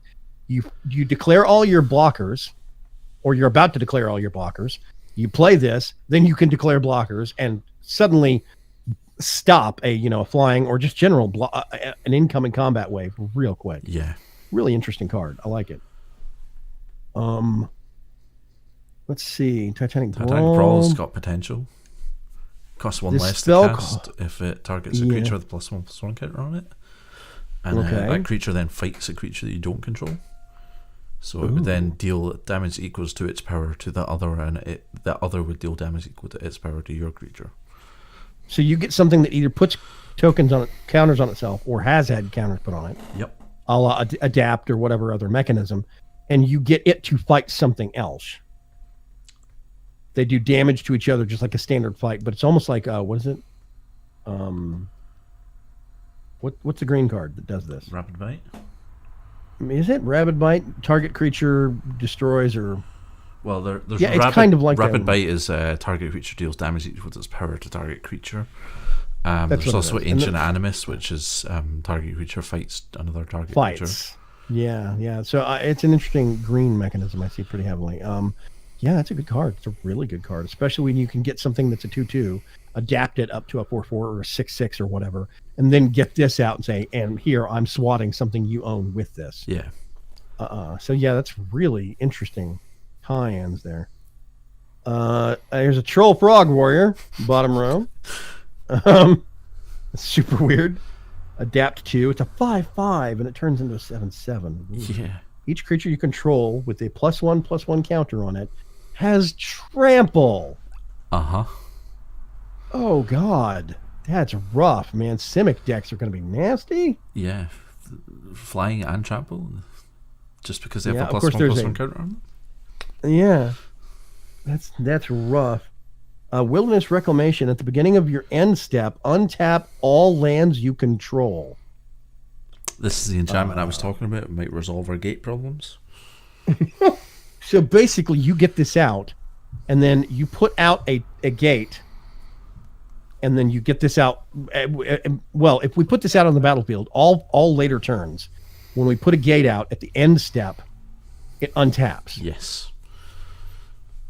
When is the end step again? Remind me. Is that towards the front? It's at the end. Okay, so it would be untapped during our turn. Yeah. I mean, it would be tapped. Untapped at the end of our turn. It'd be so Yeah, we'd it'd be have it unusable. available Sorry, for that's what I the meant to say. opponent's turn. Yes, so we would have mana for the opponent's turn and for our next turn. So that would be at least solving the problem to make the mana available during the opponent's turn. Yeah, it doesn't help on our turns, but yeah, it didn't help right away, but that is an improvement, and that is a good point. Yeah. Okay, yeah, that's a good card. Also, Wrecking Beast next to it. Yeah, 6/6 with trample, or you can give it a +1/+1 counter or haste. Yeah, so it could be a 6/6 with haste and trample, or a 7/7 with trample. That is rough. Yeah. Okay, so we're delving into multicolor cards. We're over on time. By the way, we know this. We're 30 minutes in on the overtime, but there's a lot of stuff to cover with this, so we're just going to keep pushing. We're actually trying to skip cards as well. Yes. We're just not doing a very good job. There's a lot of stuff here. Okay. Absorb looks good. Yeah, the counter spell nobody ever wanted to see. I do kind of wish it was 1 white, 1 blue, and a colorless. That 2 blue can be rough early game, but whatever. Counter target spell, you get 3 life, no downsides. Applied Biomancy. Choose one or both. Target creature gets 1/1 until end of turn. Return target creature to its owner's hand. That's nasty. We were talking about Aeromunculus, weren't we? No, somebody else. We talked about it last time we did the spoiler previews. Because it was one of the ones in the Adapt video. Weird little card, yeah. It looks super funky, but yeah, it's kind of weird. Let's see.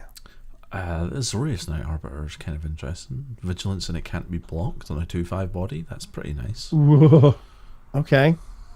And you get enough tokens being thrown around because there's blue in there. You could make that nastier than it starts off, to be sure. This is one of the cards that gives your opponents minus stats as well. Azorius Skyguard, flying first strike, 3/3 that gives your creatures opponent's control -1, -0.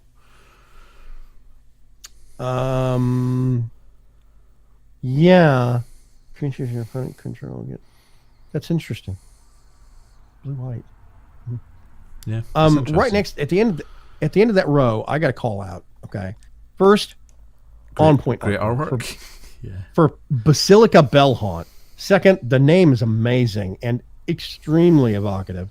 A basilica is basically a form of like cathedral or church. Yeah. And the Basilica Bellhaunt concept is a ghost that haunts the actual bell of the taunts the bell tower and the bell tower and the bell itself of the actual cathedral and the basilica. It's just so it's like lore, artwork, amazing naming scheme. It is a 3/4 for 4 spirit. There's that spirit synergy tie-in. Yep. Again for Orzhov. When Basilica Bellhaunt enters the battlefield, each opponent discards a card and you gain 3 life. Yes. It's just rude, too.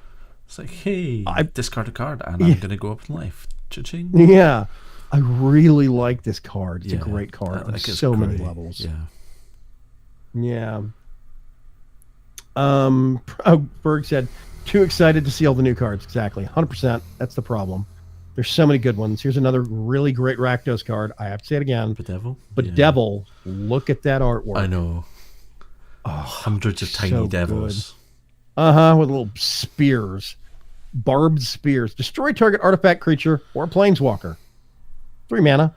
Hey, that thing you've got? No, you can't have it anymore. Yeah, sorry. I love that anymore. Yeah, I love the fact that it's A, an instant, and B, planeswalker. So, yeah, that's a nice card. I really like it. It's easy to get taken in by the spectacle, to enjoy a bit of naughty amusement, but make no mistake, the Cult of Rakdos is a danger. Yeah, really good card. Yeah, I really like Bedevil. Yeah. Man, there's a lot of really good cards in the multicolor stuff. Yeah, Biomancer's familiar. It's a 2/2 for 2 Simic card. Activated abilities of creatures you control cost 2 less to activate. Suddenly, adapt is cheaper across the board. Yeah. This effect doesn't reduce the amount of mana an ability cost to activate to less than 1 mana. It doesn't make it free.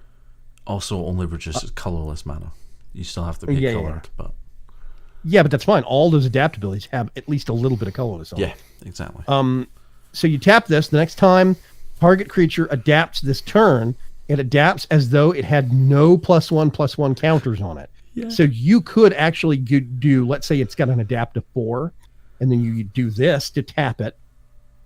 You tap Biomancer's Familiar, target that creature, and then put another set of +4/+4. Yeah, exactly. So something we looked at earlier that went from a 2/2 to a 6/6. This would take it from a 2/2 to a 6/6 to a 10/10 to a 6/6. Yes, to a 10/10. This card is rough on multiple levels, and it's not even legendary.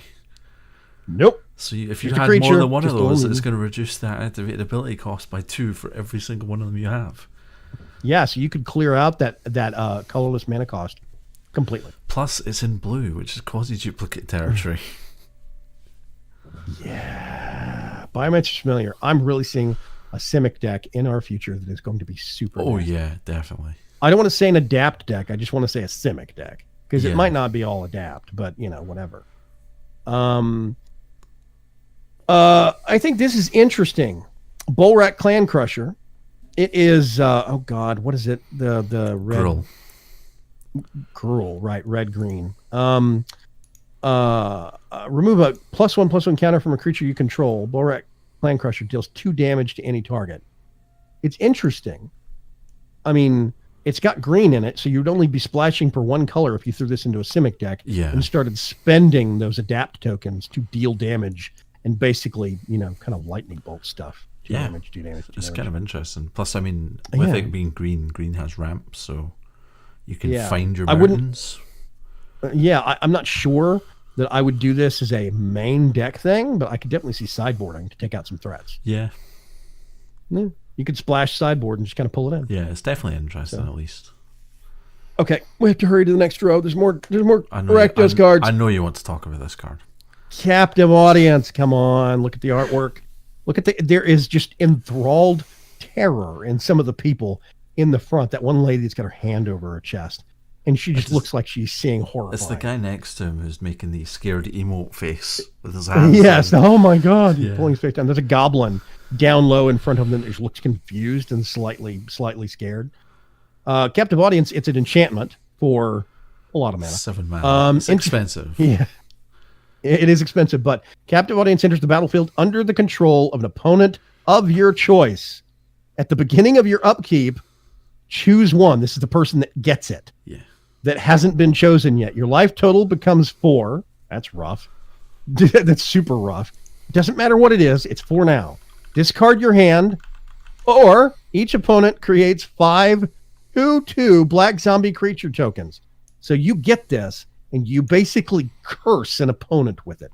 Yeah. They get this card, this Captive Audience card. They get it, and they can't get rid of it. They have to destroy it with an artifact, an enchantment destroy themselves, or whatever. Now, my question is, what happens when all 3 of those options have been picked at least once? Nothing. It doesn't do anything anymore. Yeah, it becomes a blank card. So it's an inverted saga. It's like a dirge. Yeah, effectively it is. Yes, instead of singing a saga, a story about something, it's a dirge. You're telling a woeful tale to an opponent, and they're being afflicted with a curse by it.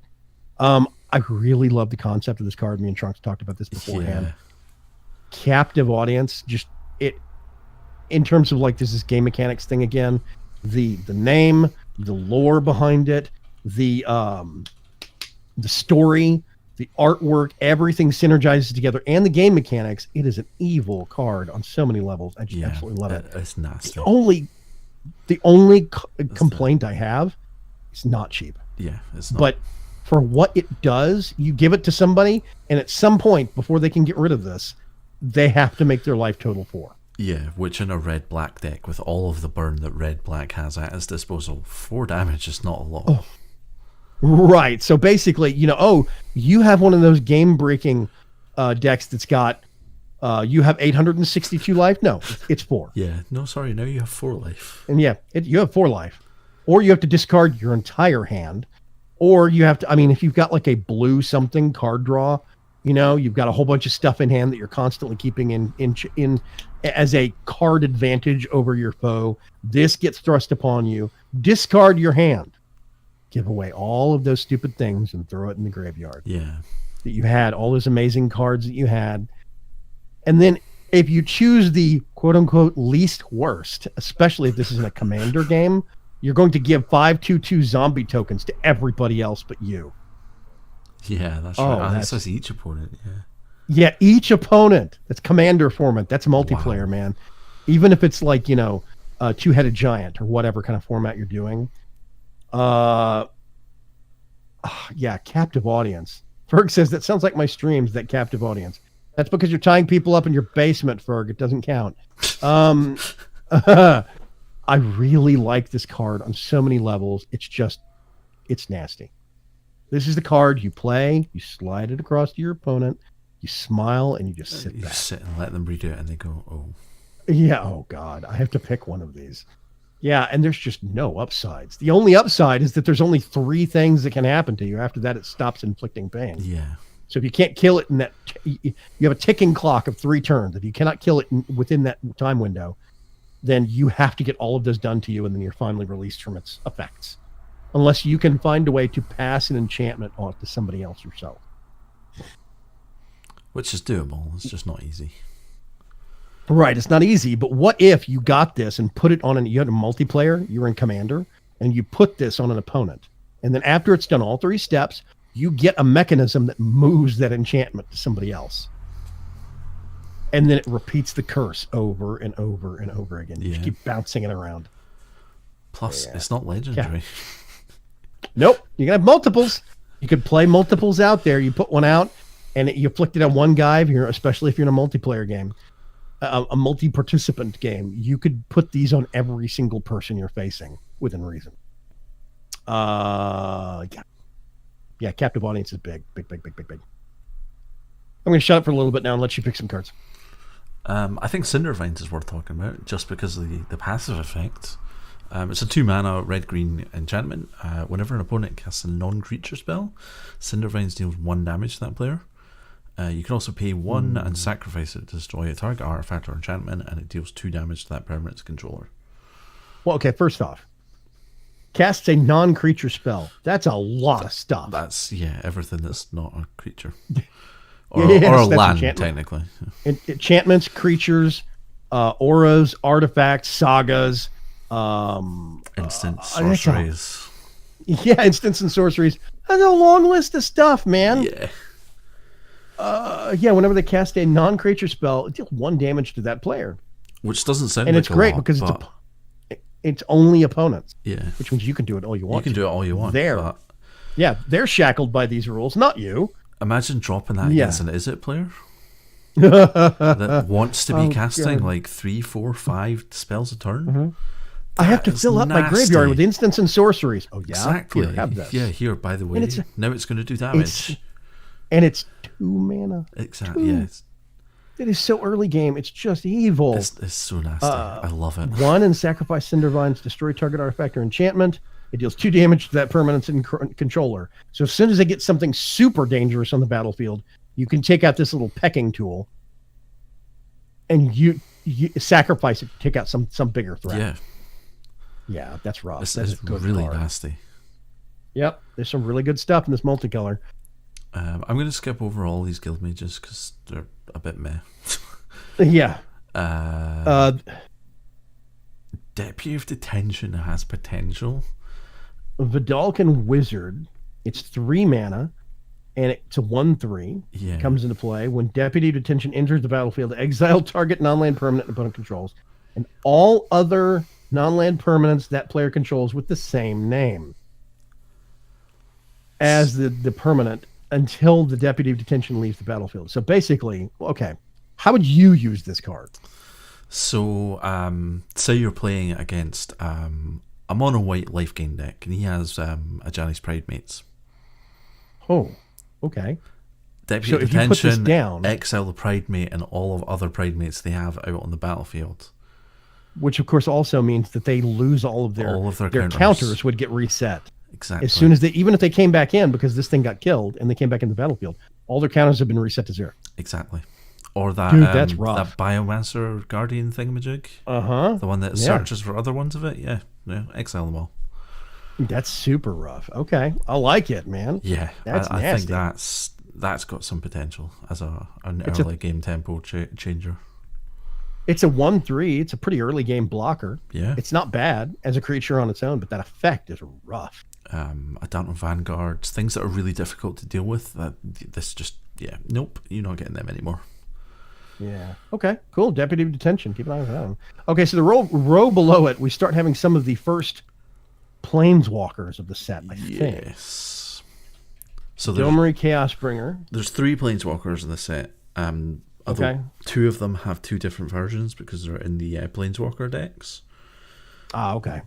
So Domri and Dovin are the 2 that are in planeswalker decks. So this is their main set version. The other planeswalker version, I don't know if it will actually be in this spoiler because they're not technically part of the main set. Right. But okay, so this Domri, is the ones that will be in booster packs. So Domri Chaosbringer. Yes. He is 4 mana, comes out at 5 loyalty. For a +1, you can add 1 red or green mana.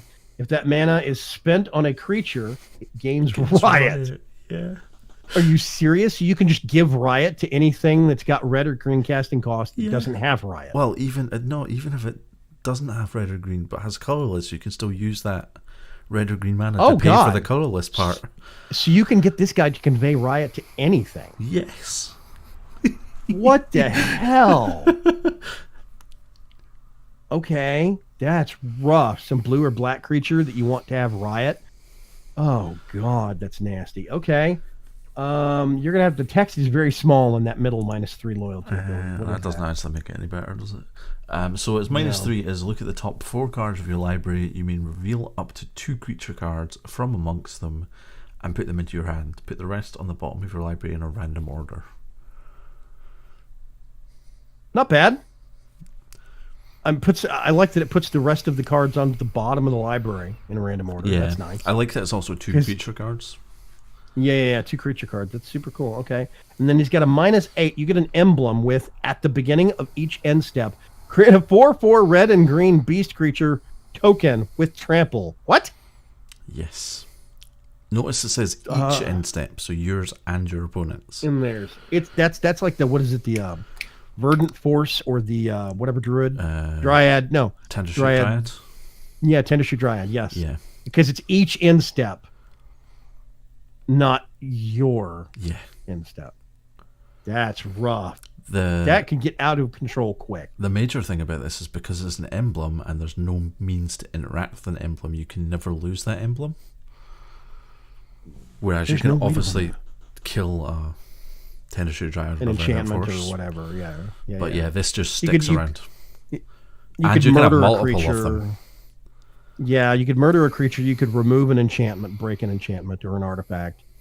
Yeah, I didn't think about that. You can't remove an emblem, can you? Nope. They are effectively not part of the game. And you can have duplicates of an emblem. I've seen that happen.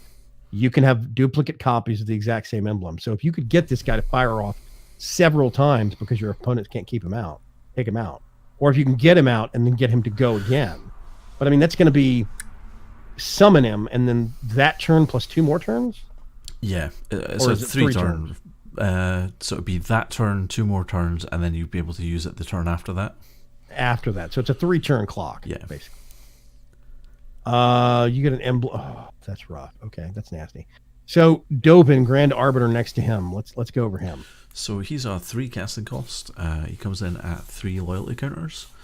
His +1 says at the end of turn, whenever a creature you control deals combat damage to a player, put a loyalty counter on Dovin, Grand Arbiter. Okay. Wow. At the end of turn. Until end of turn. So basically, for your entire turn, whenever a creature you control deals damage to him, you put a counter on him. And that's for each creature that deals combat damage.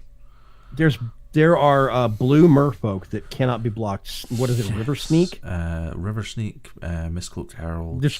There's lots of them but the one that came to mind was a River Snake. But any of them, right? Yeah. If you have something that can't be blocked, a white creature or a blue creature, and you can use that to poke, you +1, go into combat, you +1 loyalty ability, go into combat, and whenever a creature, this would trigger for each creature, right? Yes.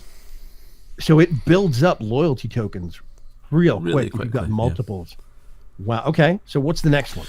So, his -1 is create a 1/1 colorless Thopter artifact creature token with flying, and you gain 1 life.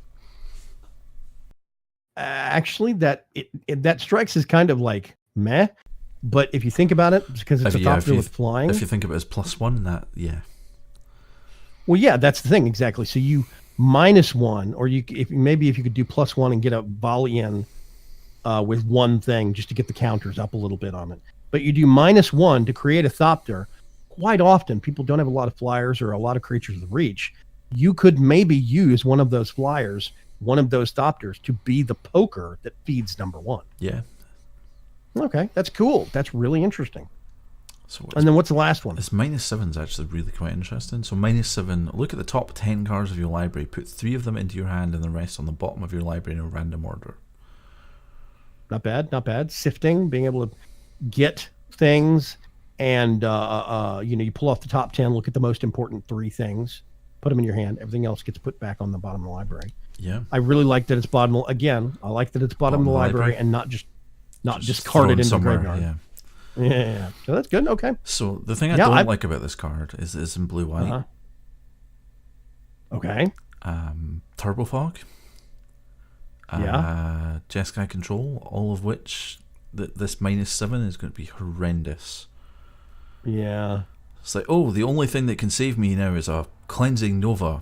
I'll just -7 Domri and look at Dovin and look at the top 10 cards of my library. It's like Azcanta on steroids. Yeah, that is a good point. So your theory right now is that this is going to make the Turbo Fog meta even worse. Oh yeah. Yeah. Okay. I actually can see if they already have Azcanta flipped, so they can Azcanta first to look at the top 5 cards, and then they can -7 to look at the top 10 and dig 15 cards into their deck looking for what they need. Mm-hmm. That's just insane. It's funny. I'm thinking about this in a white, blue, black deck, and you start using Dimir stuff, even actually some Dimir stuff that's blue that doesn't even have black, and it's got Surveil on it. Ooh, yeah.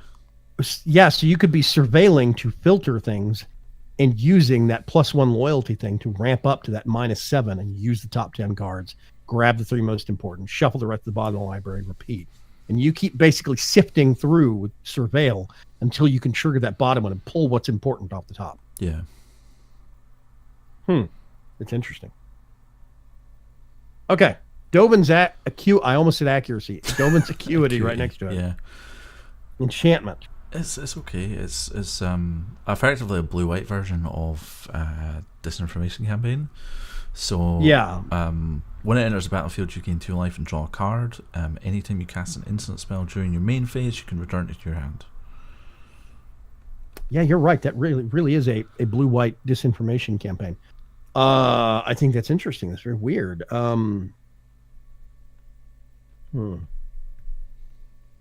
So I don't know. I think I would use this in some blue-white decks. I think that's a good thing. It's nice.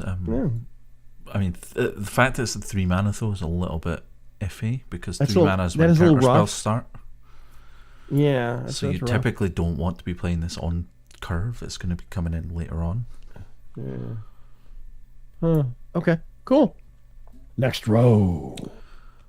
I think emergency powers we covered because it was a spoiler card. Ethereal Absolution is very nice. Is very what? Very nice. So creatures you control get +1/+1.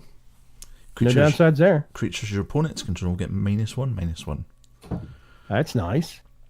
So this in effect is a weenie killer on its own. You can also pay 2 colorless, 2 black, 2 colors, 1 black, 1 white. Exile target card from an opponent. Exile target card from an opponent's graveyard. If it's a creature, you create a black and white spirit creature token with flying. Right. So it's basically if you exile something from their graveyard that was a creature after life 1. Yeah, basically. Okay.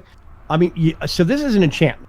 Yes. Which means it is persistent and sticking around on the battlefield. So as soon as you put this out, one of these, on a starting Saproling deck or on maybe something else like that that's doing 1/1 tokens, the tokens automatically die. They get created, they die. Yes.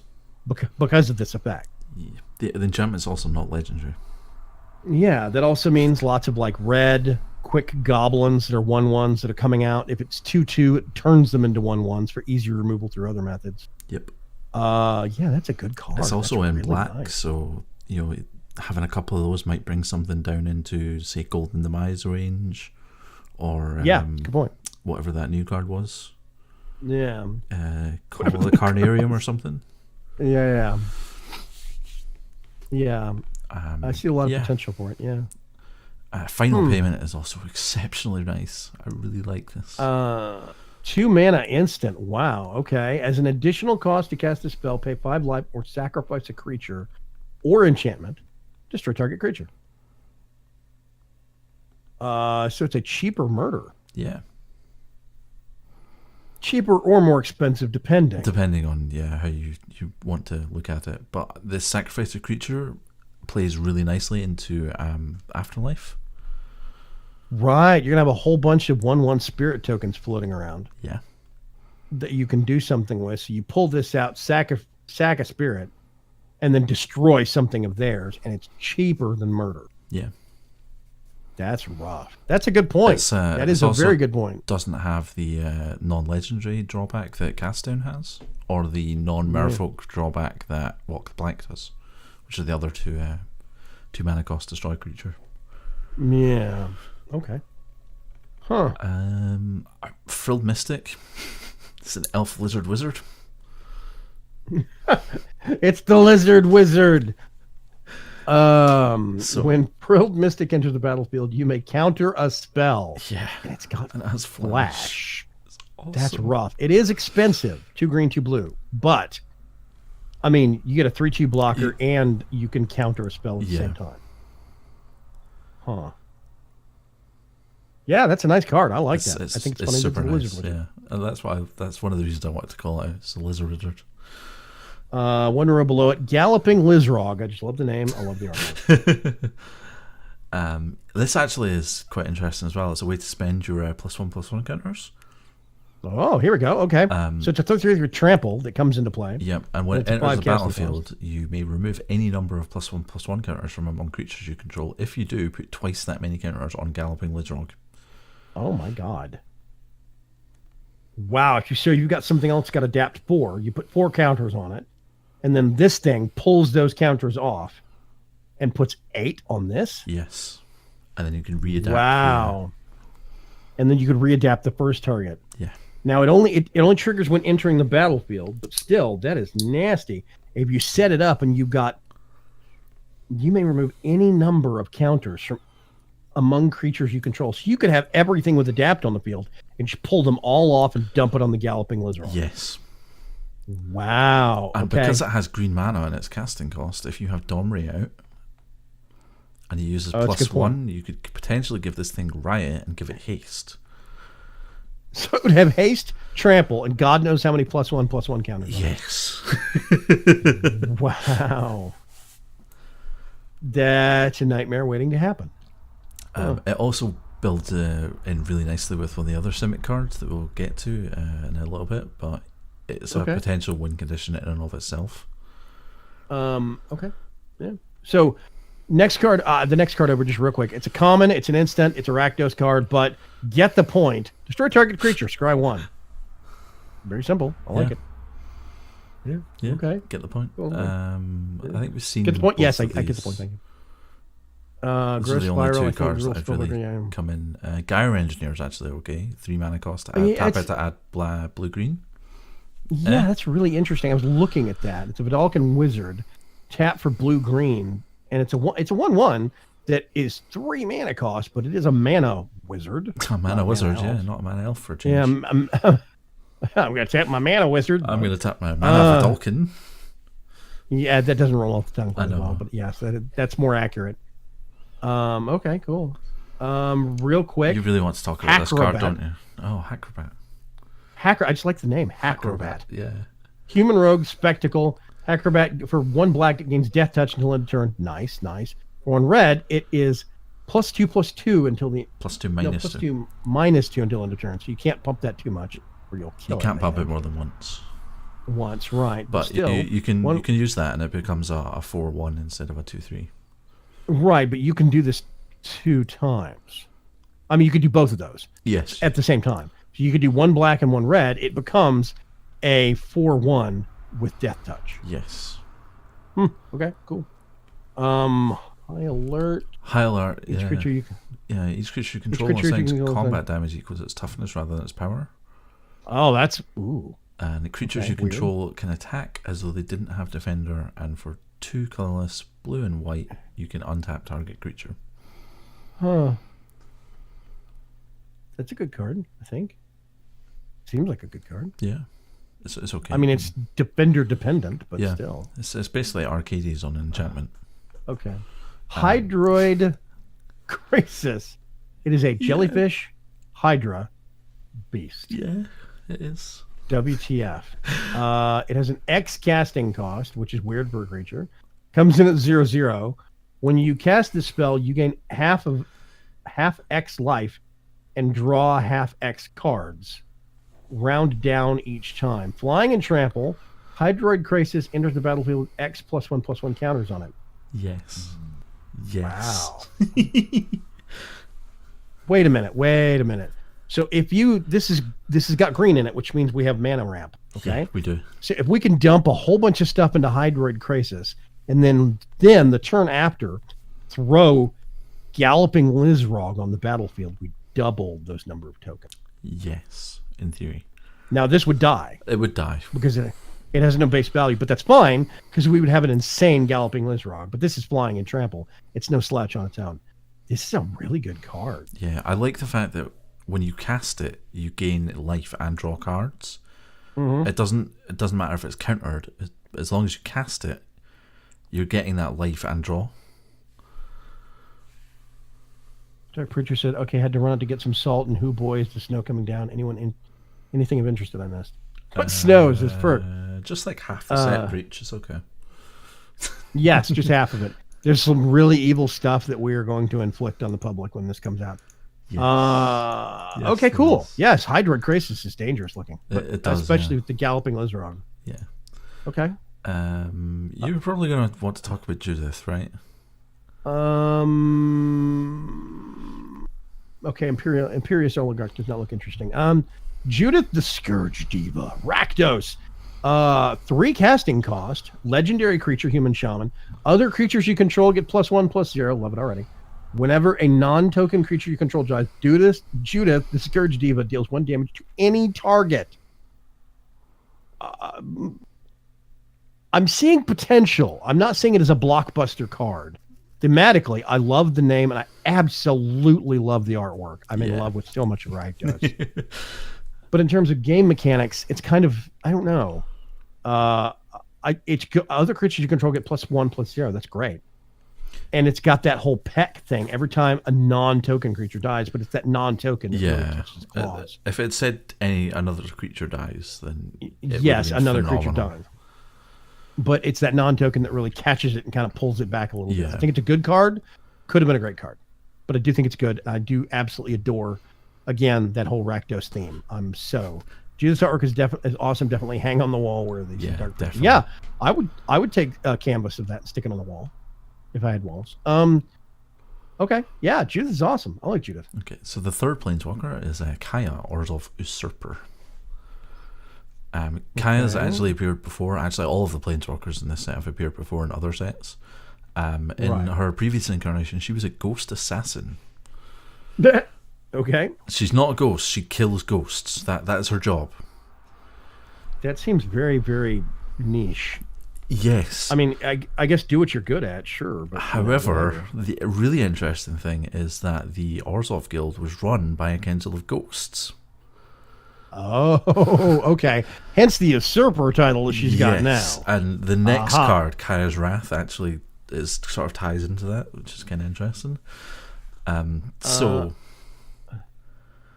we'll cover Kaya first, and then we'll go into Kaya's Wrath. But Yeah, let's go to Kaya first. So her +1 is exile up to 2 cards from a single graveyard. You gain 2 life if at least one creature was exiled this way. Wow. Okay. Her -1 Right. is exile target non-land permanent with converted mana cost 1 or less. 1 or less. That's oddly specific. I'm not sure that that's going to see very much use. Well, okay. Wait a minute. Tokens Have CMC have a 0. CMC of what, 0 or 1? 0. Okay, so this would catch tokens. Yes. Huh. It's oddly specific. I mean, it's not. It doesn't say anti-token, but I mean, still. No, yeah, I'm just not entirely convinced that a -1 on a planeswalker is worth killing a token. Yeah, that's true. Unless it's a really, really big token. Yeah. But I don't know. Her -5, however, Kaya Orzhov Usurper deals damage to target player equal to the number of cards that player owns in exile, and you gain that much life. Wow. Number of cards Uh-huh. the player owns in exile. And her +1 is exiling 2 cards in a swat. Yeah, so by the time you get to this -5, you're going to have exiled 4 cards. Which means you get 4 life. Yeah. Although, admittedly, you can also exile cards. Oh, and it would do graveyard. 4 damage to that player. Yes. Okay. It's interesting. I think it's interesting that her +1 is loading up with a -5. Yeah. She's interesting. I think she could have been better. I was kind of expecting more from it. She's not very... It doesn't play into what she was. And it doesn't really play into the Orzhov theme. Yeah, I don't know. That's strange. I don't know. So let's go on to Kaya's Wrath. So it costs 2 white, 2 black. It's a sorcery. You destroy all creatures. You gain life equal to the number of creatures you control that were destroyed this way. Destroy all creatures. And so all creatures, theirs and mine. Yes. But only I gain life equal to the number of creatures controlled that were destroyed. Wow. Yes. Oh, that I controlled. Yes. So I guess if I need a whole bunch of health and I've got a token deck, a whole bunch of wrath, I mean afterlife stuff floating around. Yep. Like afterlife tokens, you just stockpile them and don't do anything with them. Go boom. Yeah, I've run out of creatures. Other than tokens, all my other good stuff has been killed, and it's all turned into afterlife tokens, all spirits. And we get all those 1/1s. We do Kaya's Wrath. We nuke them all, plus anything in the other person's field, and in the other side of the battlefield. And then you gain life equal to the number of creatures that you controlled that you destroyed this. Yes. So you cash in each one of those tokens for life. You can also use it to trigger afterlife and a whole bunch of your creatures at the same time. True. That's true. But I like the flavor text on this card. It's awesome. So Teysa convened the meeting of the Obzedat. Kaya ended. Okay. So the Obzedat was the ruling council of the Orzhov. It was made up of 5 ghosts that headed the first 5 families. Oh, okay. Hint, the Orzhov are basically the mafia. To a certain extent, it makes sense. Yeah. Because they do have a lot of like vampire stuff going on. I see that.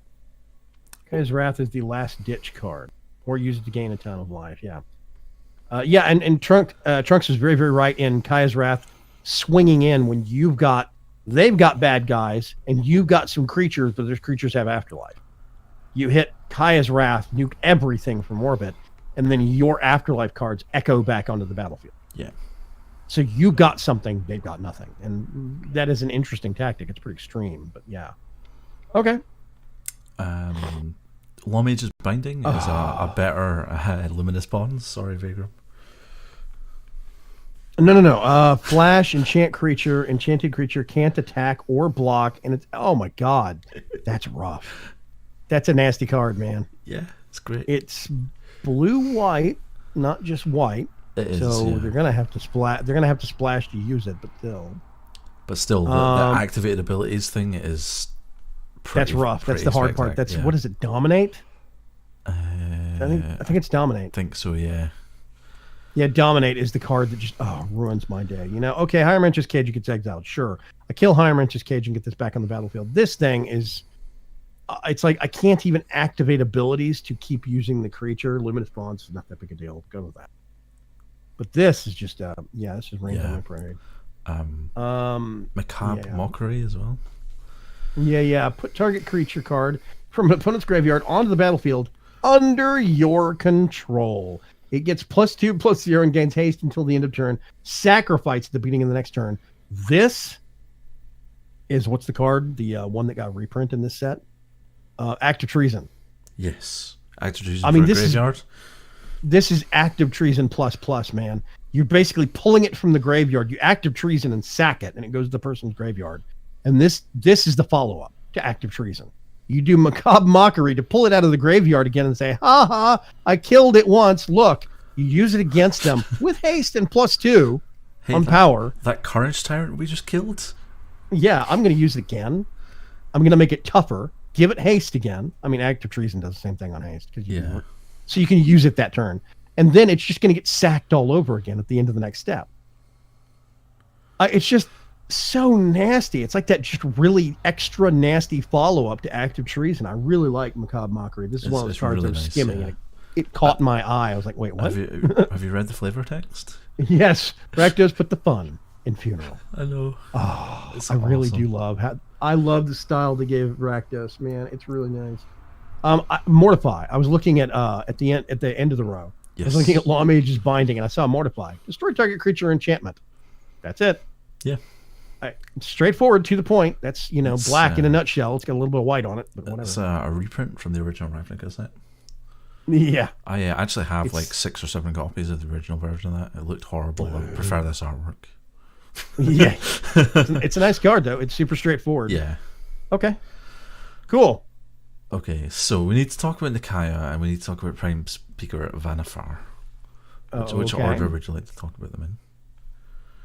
Let's go left to right. Nikaya first. Nikaya of the old ways. So 5 casting cost, legendary creature, centaur, druids. You can't cast non-creature spells.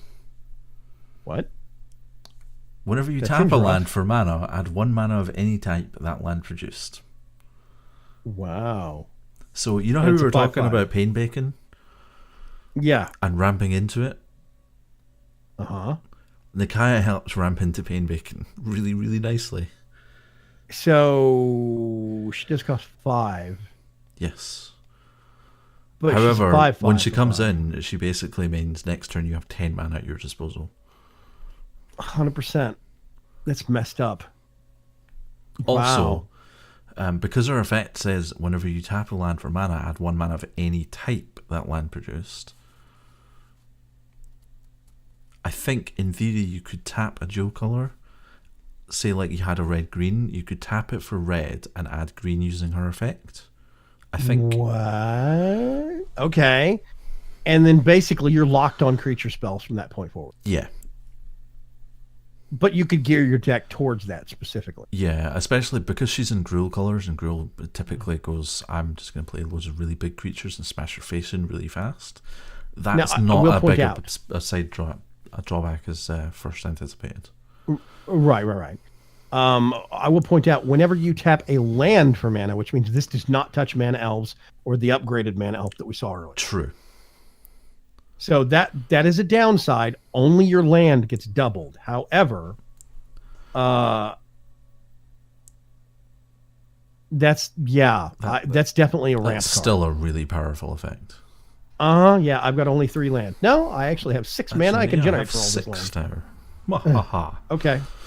Okay. Yeah, good card, man. 2 thumbs up. I like it. And then Prime Speaker Vanifar. Prime Speaker Vanifar is Breeding Pool on a stick. Okay, first of all, Elf, Ooze, Wizard? Yeah. Wizard. Gross. Remember Biogenic Ooze? I want to clean the bottom of my shoes off just reading that. Okay, yeah, Biogenic Ooze, yes. Yeah, it would also affect Go ahead. her. So you could tap Prime Speaker Vanifar, sacrifice another creature, then you search your library for a creature card with converted mana cost. Equal to 1 plus the sacrificed creature's converted mana cost. Put that card onto the battlefield and then shuffle your library. You can activate this ability only anytime you could play cast a sorcery. Wait. Give it Search your library for a creature card with converted mana cost equal to 1 plus the sacrificed creatures. Oh, so you sacrifice one creature to get something that's one CMC higher. Yes. And you put it onto the battlefield and shuffle your library. Yes. Activate this ability only any time you could cast a sorcery. That's oddly, that's weird. How would you use that ability, you yourself? So I would probably need to find a way to untap her. Mm-hmm. Because then you can go, for instance, tap, sacrifice a token, get a 1 casting cost, untap her. Tap her again, sacrifice the 1 casting cost, get a 2 casting cost, untap her. And then basically just work up to whatever you wanted. Okay. If you could keep re-untapping, yes, that is a word. Yeah. If you could keep untapping over and over and over within the same turn, sure. But do we have mechanisms to do that in the current format? I'm not sure. Okay. So that we're gonna have to put a pin in that one and see if we can make it down. I think she has very interesting applications. I'm just not sure how possible it is quite yet. Yeah. Okay. Cool. I saw the Vampire Cleric Pitiless Pontiff. I like the name, but I mean otherwise it gains death touch and indestructible until end of turn, but it does not strike me as extremely amazing past that. Not really. Because you have to sack a creature to trigger that ability. Yeah. I mean, it could potentially activate Afterlife, but no, I don't know. If it does feel a bit meh. Yeah, meh. Anyway, okay. The next row we have to talk about all of them. No, we don't. Because they're Rakdos. Well, we've already talked about Rafter Demon the last time we talked yes, about we actually have talked about Rafter Demon. And Rakdos Firewheeler. That was also a pretty good card. So the only one left is Rakdos Roustabout. Whenever Roustabout becomes blocked, it deals 1 damage to target player or planeswalker. It's attacking. It's like if you sick this thing on a planeswalker and something intercepts it, it still does 1 damage to the planeswalker. Yeah. I think that's good for like if a planeswalker is about to ultimate, you can then just like ping it with the Roustabout. Yeah, you ping it with a Roustabout and bring it down a notch so it can't ultimate. They have to do another of the +1 abilities or whatever, that top row ability for loyalty gain, until they can ultimate that bottom row ability. And I think it's a good card. I like it because of that. It is a 3/2 for 3, which is not bad. Ogre Warrior. I don't think it's an amazing card, but it is a common. So yeah. Of course, the real guy that is the center of attention is the legendary demon Rakdos the Showstopper.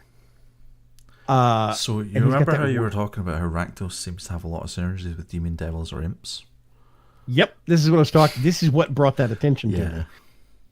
When Rakdos the Showstopper enters the battlefield, flip a coin for each creature that is not a demon, devil, or imp. Destroy each one whose coin comes up tails. I'm so curious to see how they're going to do this in Arena. So am I. Super curious. Can you imagine this guy in with the mirror match? Yes. Well, can you do Mirror March on him? He's a legendary. Yeah. Just create a non-legendary version of it, or what? Well, the tokens would still be legendary, but his enter the battlefield effect would still take place. And then after you've resolved all of the tokens, you would then have to pick one. You'd have to choose to keep one. Yeah. Yeah, okay. So you Mirror March, then you put this in. Mirror March makes it, you flip a coin, and if it comes up heads, I think it is, if you win the coin flip, then it creates a duplicate. Yes. And you could resolve those abilities where you would just keep flipping coins for everything on the battlefield that isn't a demon, devil, or imp. Yeah. And if you could keep repeating it with Mirror March, that means you could keep doing it until you succeeded for everything that's not a demon, devil, or imp. Yeah. That's kind of rough. insane. Yeah. That is a super rough combo. I'd also like to point out he's a giant demon with a fiery scythe. I think that again, I would pay to have that artwork. I would like to have that artwork on my wall. 100%. Plus, I mean, just the name Rakdos the Showstopper. Come on, There is really something just amazing about that. I really do love the This is, circus theme that they went this with is the on third Rakdos. incarnation of Rakdos we've seen. Really? Yeah. Huh. I can't remember what the last two were called, but he's, I think, the only other guild leader that has maintained his position through all three Ravnica sets has been Rakdos and Niv-Mizzet. A dragon and a demon. Yeah. Yeah. Okay, cool. Okay, let's motor on. So Ravager Worm is a 6 casting cost 4/5 worm with Riot. However, when Ravager Worm enters the battlefield, you can choose to either have it fight target creature you don't control or destroy target land with an activated ability that is not a mana ability. That second one. Yes. Give me an example of a land that doesn't. Is it like? Azcanta, with a flipped version of Azcanta. Okay, that's a good point. That's a good point. Destroy target land with an action. What's the other one? There's one. Memorial to whatever. Yeah, memorials. Like, you know, they have the work. Yeah. Yeah, all the memorials to Folly or memorials to whatever, those work too. Okay, yeah, interesting. Is it not Primal Amulet? Thaumatic Compass, I think it is. When it flips, it becomes a land that you can use to tap to remove something from attacking. Yeah, which is kind of nasty.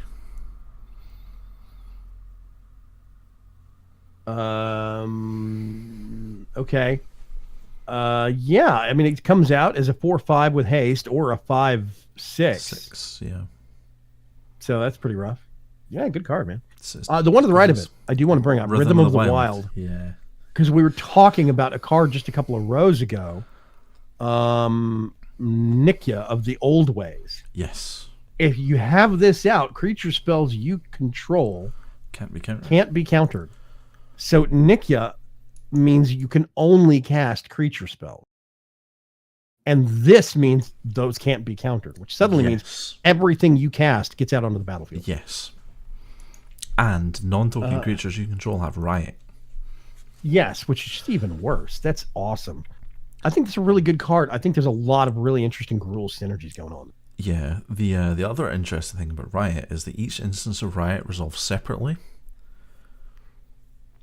Really? So if you cast, say, Ravager Worm while you had Rhythm of the Wild out, you would have Riot, and you could choose to either put +1/+1 and +1/+1, or +1/+1 in haste, or you could do haste and haste for some reason, but... double haste. It goes my previous turn. That's wild. I didn't know that. I didn't think you could give Riot twice to something. Oh, okay. You could actually, you can give quite a lot of things twice. It just doesn't have an effect. Right. So, like, if you give something because of how Riot twice, is structured. Yeah. Yeah. Yeah, lifelink twice wouldn't do anything. But, like, because of how Riot is structured and you have a choice. Yeah. It makes a difference. Okay, that's interesting.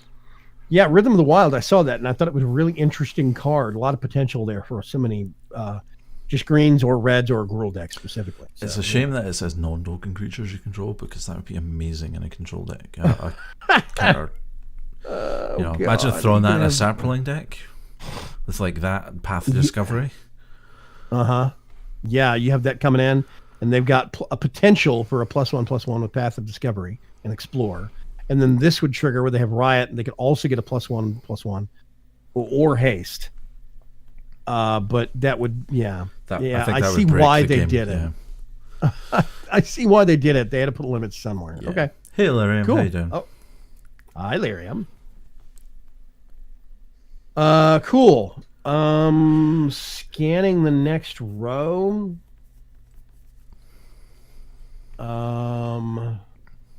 Savage Smash. Here we go. Savage Smash. Sorcery. 3 casting cost. Target creature you control gets +2/+2 until end of turn. It fights target creature you don't control. Okay, it is that whole fight mechanic with pump. It pumps it first and then you fight. Yeah. So okay. Preacher has just spotted and called out one of the Simic cards that I saw early on. It's a fish, octopus, crab, Sharkdo crab. Specifically to shark octopus crab, which I just think is hilarious. I'm pretty sure I saw Shark to Crab on the Sci-Fi Channel at one point several years ago. I was gonna say I was in a stream earlier and somebody asked about Shark to Crabnado. Yes, Shark to Crabnado. Is it gonna happen? When's Shark to Crabnado 2 coming out? I hear it's when it gets really interesting. Yeah. Yeah, Shark to Crab. And it's got Adapt 1 on it, so it would go from a 4.4 to a 5.5. 10 bits from Lyrium. 10 bits from Lyrium.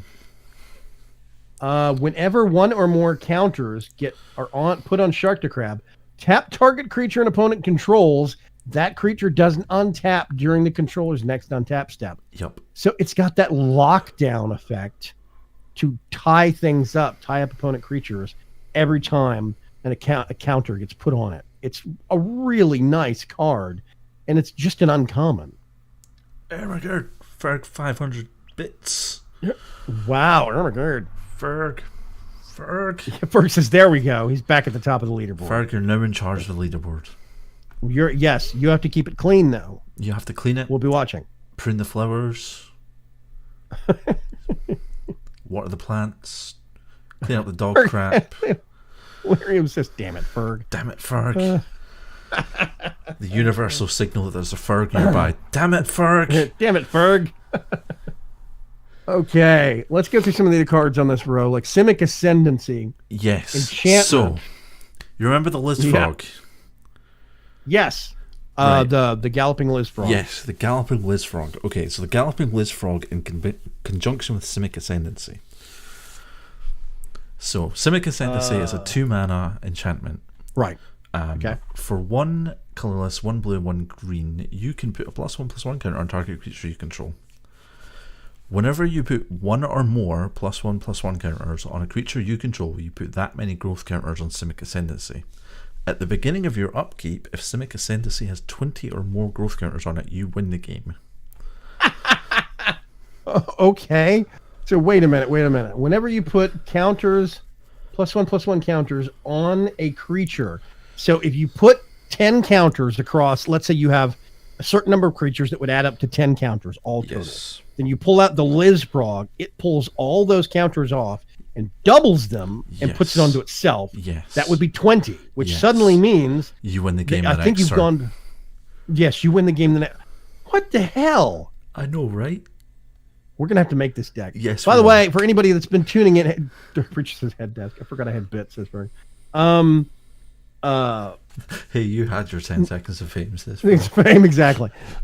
Next Friday, we're going to be doing a major pack opening.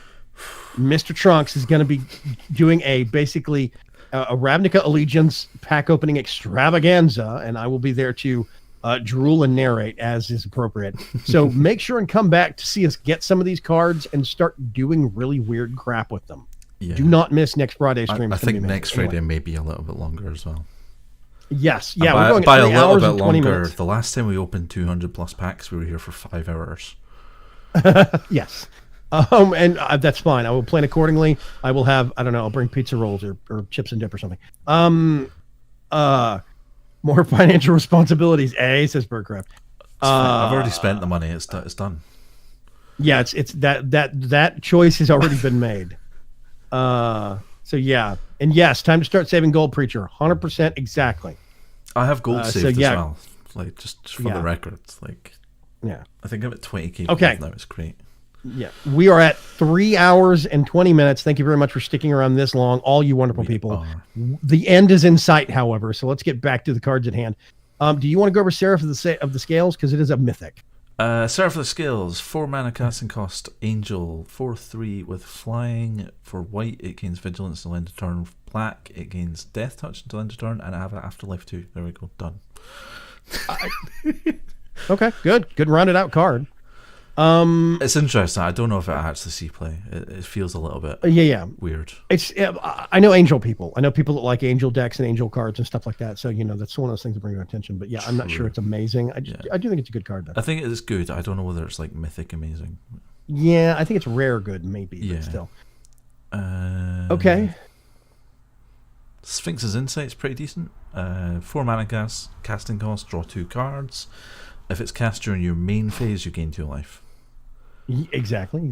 I hope they're going to have a way to highlight addendum, like something that will say, Yeah, playing this now means. I'm assuming they're going to have some little pop up or something, I hope or so. say, with a check mark or something, but we'll see. I assume it's going to have like a little shieldy symbol with it on it somewhere, like the other guild related cards do in Arena just now. Yeah. But I don't know. Yeah, exactly. Sunder Shaman okay. is worth mentioning, actually. Okay, it's an uncommon. It's a 5/5 For 4. giant shaman. It can't be blocked by more than one creature, and whenever it deals combat damage to a player, you destroy target artifact or enchantment that player controls. Wow, that's rough. Yeah. Okay, and it's a 5/5, so there's no slouch in a fight. A Yeah. 5/5 okay, for 4 casting costs as well is pretty special. Let's see. Teysa, we kind of need to talk about. Okay. We know what you want to. So, she's a human advisor. If a creature dying causes a triggered ability of a permanent you control to trigger, that ability triggers an additional time. This includes Afterlife. Creatures you control have vigilance and lifelink. Oh, creature tokens you control. Yes. Wow, so that's all those spirit tokens have vigilance and lifelink. You're creating more of with Afterlife because she's causing your stuff to trigger more than once. Yes, it is. Wow, so something dies and it brings back 2 Afterlife tokens, even if it's only got an Afterlife rating of 1. Yes. That's messed up. Wow, okay, that is the overwhelming token mechanism right there. Yeah, I'm seeing her in a black-green token deck, just splashing white so they can play Teysa. Can you imagine all of those saplings with vigilance and lifelink? Holy Christ. Yeah, that's got to happen. She's 2/4. She's not a slouch. That's not bad. Plus, like Poison Tip Archer and Slimefoot then trigger twice. Every time a creature dies, they would trigger twice. Yeah. Okay. Grimtides, you could give it Menace. And it would effectively become unblockable. He's talking about the Sunder Shaman. Oh, yeah. So, yes, if you gave it Menace, because it can't be blocked by more than one creature, Menace means it has to be blocked by more than one creature. Yeah. Which basically means those two rules apply at the same time. It can't be blocked, yeah. Right. And, whenever Sunder Shaman deals combat damage to the player, you destroy an artifact or enchantment they control. There is a 2-mana red enchantment that gives it +2/+1 and Menace, so it's doable. Yep. Yeah, it's doable. Definitely doable. I'm assuming you want to talk about Theater of Horrors because this is Rakdos. I'm actually okay. I like it, but I'm still kind of trying to figure out how I would use it. At the beginning, it's an enchantment that has a 3 casting cost. Rakdos. At the beginning of your upkeep, exile the top card of your library. That part confused me. During your turn, if an opponent has lost life this turn, you may play cards, all of them, exiled with Theater of Horrors. So basically, as you're going through, every single turn that you've got this out, you're exile a new card. But you can play those cards as long as... So basically, it's extending your hand. Yes, right? Basically, yeah. Okay. As long as this stays in play, you have an extended hand of cards that you can play from. And also, if you ever need to fulfill the clause, there is right there for 4 mana, 1 red and 3 colorless. Theater of Horrors deals 1 damage to target opponent or planeswalker. I need to fulfill this whole, 1 damage clause. Poke. Okay, I'm good. Yeah. Plus, we've seen other cards that did the same thing. There's a lot of mechanisms to achieve that. Yeah, I'm very intrigued by this. I want to see it in action to see how bad it is. Because, if you had multiples of these, it's not a legendary. You have multiples, you're exiling multiple cards each turn, which means your extended aggravational poking commands, your extended hand, quote unquote, would get bigger and bigger and bigger. The only problem is if you do that too quickly, you're going to mill yourself. Yes. So you have to make sure you have some method of getting stuff out onto the battlefield more than just, if I'm going to get it into this extended zone, I can't use graveyard stuff to fetch it. I have to play it, which means I'm going to have some mana source somewhere. The other interesting thing to note is that if you have this out and exile a bunch of things and then it gets destroyed, if you play another one of these, you will then be able to access all those cards again. Right, so it's going to be good to have those. Maybe even have a card that lets you fetch from graveyard, or a card that would let you... Because, here's the funny thing, right? Let's say if you have this on the battlefield and somebody exiles this enchantment, you pull out your next Theater of Horrors, and then the first thing you do is you play your first Theater of Horrors from Exile. No, because it wouldn't have been exiled from Theater of Horrors. It would have been exiled from another effect. So you would have to have, if it destroys the enchantment, it goes to the graveyard. It's black. You're going to have graveyard fetching mechanisms to get this card back. Yep. You just have to worry about if it gets exiled through non-Theater of Horror means. Yeah. That would be the bad part. It's effectively the red-black version of Experimental Frenzy, but it's better in every shape. Yeah, I do like that card. I think it's really interesting. I think I'm going to have a lot of fun with Rakdos when this set drops. We'll see. I think a lot of us are. Yeah, there's that Footlight Fiend. I really like the name and the mental imagery. It pulls into that stage and theater background, the whole circus performance thing. The footlights are literally the lights at the very front of the stage, at the feet of the performers. It's an old thing. They used to be candlelit, and at one point they actually tried to use oil lamps, and moved on from there to electric once that became an option. But I like the image of the little demony thing that's popping up from behind that reflector, and it's got the candle on its head. I think I like really how it's cool. got like wax dripping down it as well. Yeah, it's been sitting there patiently, acting as a candle holder for who knows how long. I really do love that. It's a devil, of course. When Footlight Fiend dies, it deals 1 damage to any target.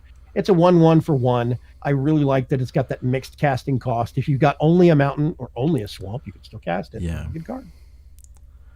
So I'll move on from my Rakdos fanboy. your Rakdos obsession. Yeah. So Zerta Goblin's probably worth mentioning. It's a 2/2 for 2 with Riot. I'm just going to leave that there. Yes, it's a 2/2 for 2 that could come out as a 3/3 or a 2/2 with haste. Yes. That's a good card. That's really nice. Yeah, I like it. Do we want to mention the fact that there's a crab turtle crocodile? Yes, correct. Yes, the Scuttle Gator. Really great name. 6/6 defender. It's a common, no less, and it's got that mixed casting cost for the mana, the colored mana requirements. I really like that. I really wish they would do that more often. I like that they got some of them in this set. Yeah, I really do. This is actually quite interesting as a creature. Yeah, it's got that Simic Adapt as well. Yeah, so it has Defender, but it has Adapt 3 for 8 mana. And as long as it has a +1/+1 counter on it, it can attack as though it didn't have Defender. So it comes out as a wall, a 6/6 wall, let's talk about. That's no slouch. And you can upgrade it to a 9/9 offensive tool. A 9/9 battering crab turtle crocodile. Yes, exactly. That's nasty. Scuttle Gator has really got some potential in it. And limited, this card will be phenomenal. And we also did see earlier in the set, for those that missed it, there are other Simic green-blue cards that cut down that adapt casting cost. Yes. So, yeah, you could mitigate that 8 casting cost down some. Scuttle Gator's awesome. Yeah. Okay, so now we come to all of the sideways cards, which means that me and Vector are going to have to tilt our head sideways to read them. So. Yeah. Okay. Wow, this is rough. I'm legit. There's one, Consecrate and Consume, I would quite like to mention, specifically for the Consume side. Target player sacrifices a creature with the greatest power amongst creatures they control. You gain life equal to its power. This effectively says sacrifice your Carnage Tyrant. Wait a minute. This is, which card is this? This is Consecrate and Consume. Exile target creature from a graveyard. Draw a card. Which is nice. Yeah, not gonna lie. Or target player sacrifices a creature with the greatest power amongst creatures they control. You gain life equal to its. That's nasty. You get their heaviest hitter, burn it, and gain that much life. Yes. Also, because it's target player sacrifices a creature, it gets through hexproof. Cough, Tyrant, Carnage Tyrant. Yeah, okay. That's a nice card, man. That's a super nice card. Yeah. Okay, I'm just reading some of these other cards. I specifically did not scan through these because I was like, ew, head sideways territory, and I just skipped them. So, Repudiate and Replicate. So, Repudiate. Repudiate. Counter target activated or triggered ability. Mana That's abilities rough. can't be targeted, so you can use this to counter a planeswalker ulting, or somebody doing something with a mean card, like adapting. I'm sorry, did you say doing something with a mean? Doing something with a mean card, yeah, that's exactly what I said. Yeah, You heard me. adaptabilities or, yeah. Or replicate, create a token that's a copy of target creature you control. Okay, You that's can now awesome. have 8 quasi-duplicates in your deck. Oh my god. That's just rough. Revival and Revenge. Yes. Return target creature card with converted mana cost 3 or less from your graveyard to the battlefield, and then double your life total? Yes. What? Target opponent loses half their life rounded up. Yes. So you go to 40 and they go to 10. Yes. Or, you remember the deck that we broke the game with? Yes. So you just flat out, okay, we have 862. Oh, yeah? Well, right now, you're half of your current life, and we have 17, 24. 1664. Whatever. I don't know. 1664 was a bad year. That's rough, man. That's super rough. Okay. Warrant and Warden. I think the rest of them are a bit meh. Warden creates a Sphinx with Vigilance and Flying. That's about the best. Let's go back. Let's go to the straight up and down cards below it. Oh God, my neck hurts. Okay. Okay. So first of all, right off the bat, two things I want to talk about in the top row. Gate Colossus. There's another gate tie-in right there.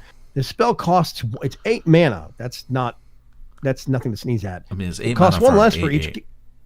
Yes, for an 8/8, but it costs one less for each gate you control. Right there, it's automatically getting cheaper in a gate deck. Gate Colossus can't be blocked by creatures with power 2 or less, and whenever a gate enters the battlefield under your control, you may put Gate Colossus from your graveyard onto the top of your library. So it just sits cycling and showing back up. It's like you have to exile it to make it go away. Yeah. It's a really good It's card. awesome. I really do like it. You can also use it to prevent your milling as well.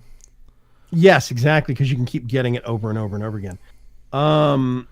Right next to it, I think, is an interesting Glass of card the Guild Packs? on multiple levels. Yes, Glass of the Guild Pack, I think. Multicolored creatures you control get +1/+1. Now, this is useful in almost any of these dual color decks because loads of the creatures we looked at that were really dangerous, like Crab Gator or whatever it was, Scuttle Gator, that's what it was, is a multicolor creature. Loads of the Rakdos stuff is multicolor. If it has 2 colors in it for casting cost, whether it's the double casting cost or it's just, one blue, one black, or whatever. Exactly. And this is going to go for everything in the old set and everything in the new set. This goes for Guilds of Ravnica and Ravnica Allegiance. This card, Glass of the Guild Pack, it's only 2 mana. You get it, you put it out, stick it on the side of the board, you forget about it. All your multicolored creatures, everything that you have that's like a Simic stuff and Rakdos stuff and, Golgari stuff, all that stuff, anything that's a multicolored creature gets a +1/+1. And that's a wide net. This also includes Afterlife Spirit tokens. Yes, because they are white-black, exactly. So there's a lot of potency in there, especially since you could have 4 in the deck, giving +4/+4 to all your multicolored creatures. It's only the creatures you control, not all multicolored creatures. So it's one-sided in your benefit. There's a lot of utility in that one little 2 mana cost card. Yeah. And I think it's really good. Plus the artwork's phenomenal. Yes, I love the artwork. I really could see walking into a building and seeing that giant stained glass somewhere. A little person somewhere way down at the bottom of it under the bottom symbol. So yeah. It's evocative in so many ways. So yeah, I like it. I think that Junk Troller has potential. It's an 06 defender, but you tap it and you put a target card, not a creature, a card, anything from the opponent's graveyard onto the bottom of their library. That means you could get anything from your own graveyard and cycle it back in. Yep. And you just keep doing it over and over and over again. You get something that you want, you put it onto the bottom of the library, and you keep cycling your graveyard back through. You're only doing it 1 card at a time, but I think there's potential there to a little bit of utility that you could keep doing to basically stop milling. Or your opponent's playing a mill deck, and you just tap this before you draw. Yeah. So yeah, I really do. I think it could be really interesting. Anyway. There's more lockets and stuff like that. Rakdos, The Screaming Shield is Orzhov, kind of terrible, but I just like to mention the artwork is fantastic. I like the quote at the bottom. Shh. Oh, it's just such a weird card. I see what they're doing. Equipped creature gets +0/+3, and it has tap. Target player puts the top 3 cards of their library into their graveyard. But Screaming Shield is so weird. Yeah.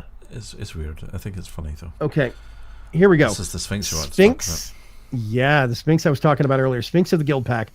This is the only time that I've seen this. I don't think I've seen any other cards. I'm not saying they don't exist. I'm just saying this is the first one I've seen. Sphinx of the Guild Pack is all colors. So if it's like, if it counts against blues or against whites or against whatever, this thing hits all points. It's flying, and it's hexproof from anything that's only one color. So it's a 5/5, which means you can't shock it, or lightning strike it, because those are one color spells. You can't murder it, or Vraska's Contempt it.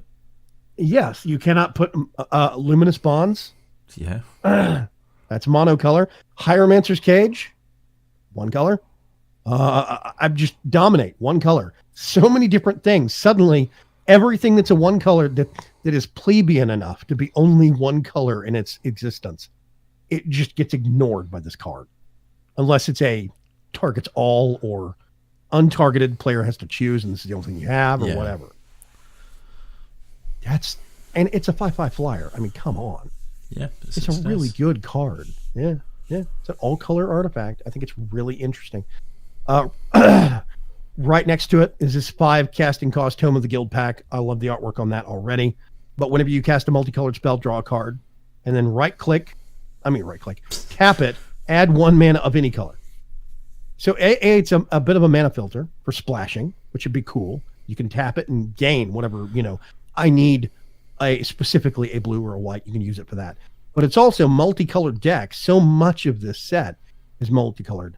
You're drawing a card every time you cast a multicolored spell. Yeah. Really nice. I really like that. Yeah, there's some artifacts that I really want to use in this set now, which really, really amazes me.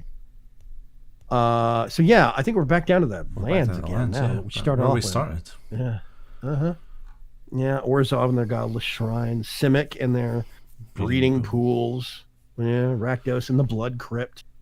And of course all the guild gates. And then way down here we have Stomping Grounds. Stomping Grounds for Gruul. Yes. Yeah. Shocklands. I like how fantastic some of this art is. This guild gate, this guild gate. Yeah, I would like to point out that the Rakdos guild gate actually looks actively angry. Yeah. It looks like it's something very big that's very mad. But like the Orzhov gates and so much other stuff. Plus, there's Hallowed Fountain. Look at this Gruul guild gate. It's just this tiny gate in a wall that's not connected to anything. Gate, mostly dead wall, yeah. Yeah, and the Hallowed Fountain, the vertical, the giant vertical structure stretching up into the sky. Yeah, they really outdid themselves in the artwork on this. 2 thumbs up, 10 out of 10.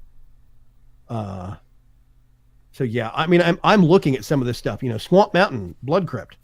If you look at the artwork on it, it looks like a Rakdos thing. Yeah, very much so. And there's so much Azorius. You see all of these shades of pyramid and wings and sphinxes and stuff like this in the Azorius artwork. Tie in with their guild symbol of that triangle. Because they were founded by a sphinx.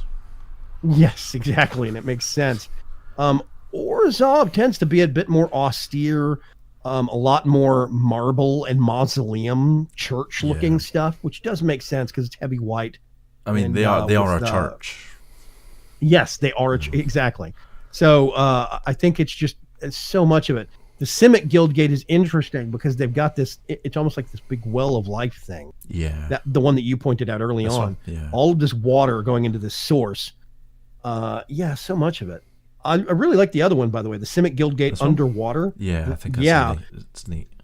It's a moon pool, I think. What they're looking at is actually an opening into an air chamber. I think so, yeah. It looks like a sort of an air duct or something going into this underwater. Yeah, they're looking up into a space that's got air in it with light shining down through it. And yeah. And of course, just the Grohl stomping grounds, 100% red and green there. Yeah. Giant angry creatures stomping around. So yeah, super awesome.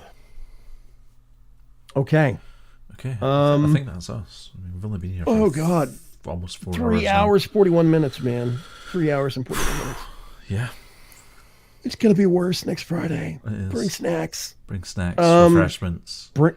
Hell, bring us snacks, please. Yeah. Thank you very much, Mr. Trunks, for sitting down and going through all of this with me. I think it was super educational and awesome. And there's a lot of these cards. I cannot wait to see you get your greedy hands on and do really evil things. Yeah. This is the first Magic set I've been excited about in a long time. Yeah, it's really impressive. There's a lot of really good ideas in this set. So yeah. Okay. Do you want to take us out? Let's. I'm gonna head over to the screen first of all because I'll forget otherwise. I'll roll the credits while we talk. Yeah. Because I'll forget otherwise. Yep. Roll credits. But yes, thank you very much for joining us, guys.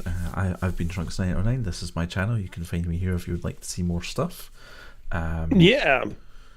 You can find my YouTube channel and stuff in commands if this actually works. Yes, it works. Yes, 2 thumbs up. Super awesome. I've been joined by Mr. Vagram. Mr. Vagram, would you like to plug your stuff and things? Yeah, you can find me over at Vagram.com or twitch.tv/Vagram.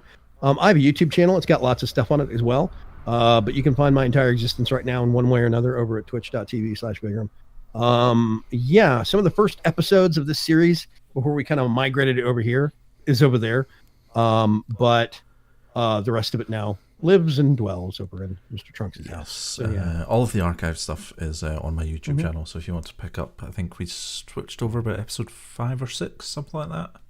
Something like that. It was like 4, 5, 6. Yeah. I can't remember. So everything else is on my YouTube channel. So if you want to catch up on what we talked about last time, or if you want to see me being terrible at Magic, then head over to YouTube.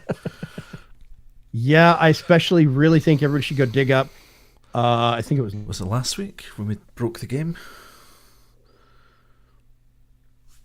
I don't know. I think Vagram's going robotic again. Or he's just stopped talking. One of the two.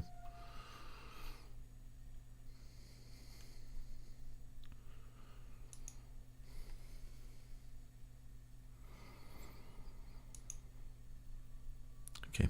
Vagram stopped talking, but what I was going to say was you should dig up last week when we actually broke Arena by gaining too much life and adding too much mana to our mana pool. But yes, we will be back on Monday with Mr. Vagram's podcast, 2 p.m. Texas time or 8 p.m. like normal people time for the break room. If we don't see you before then, we will see you all then.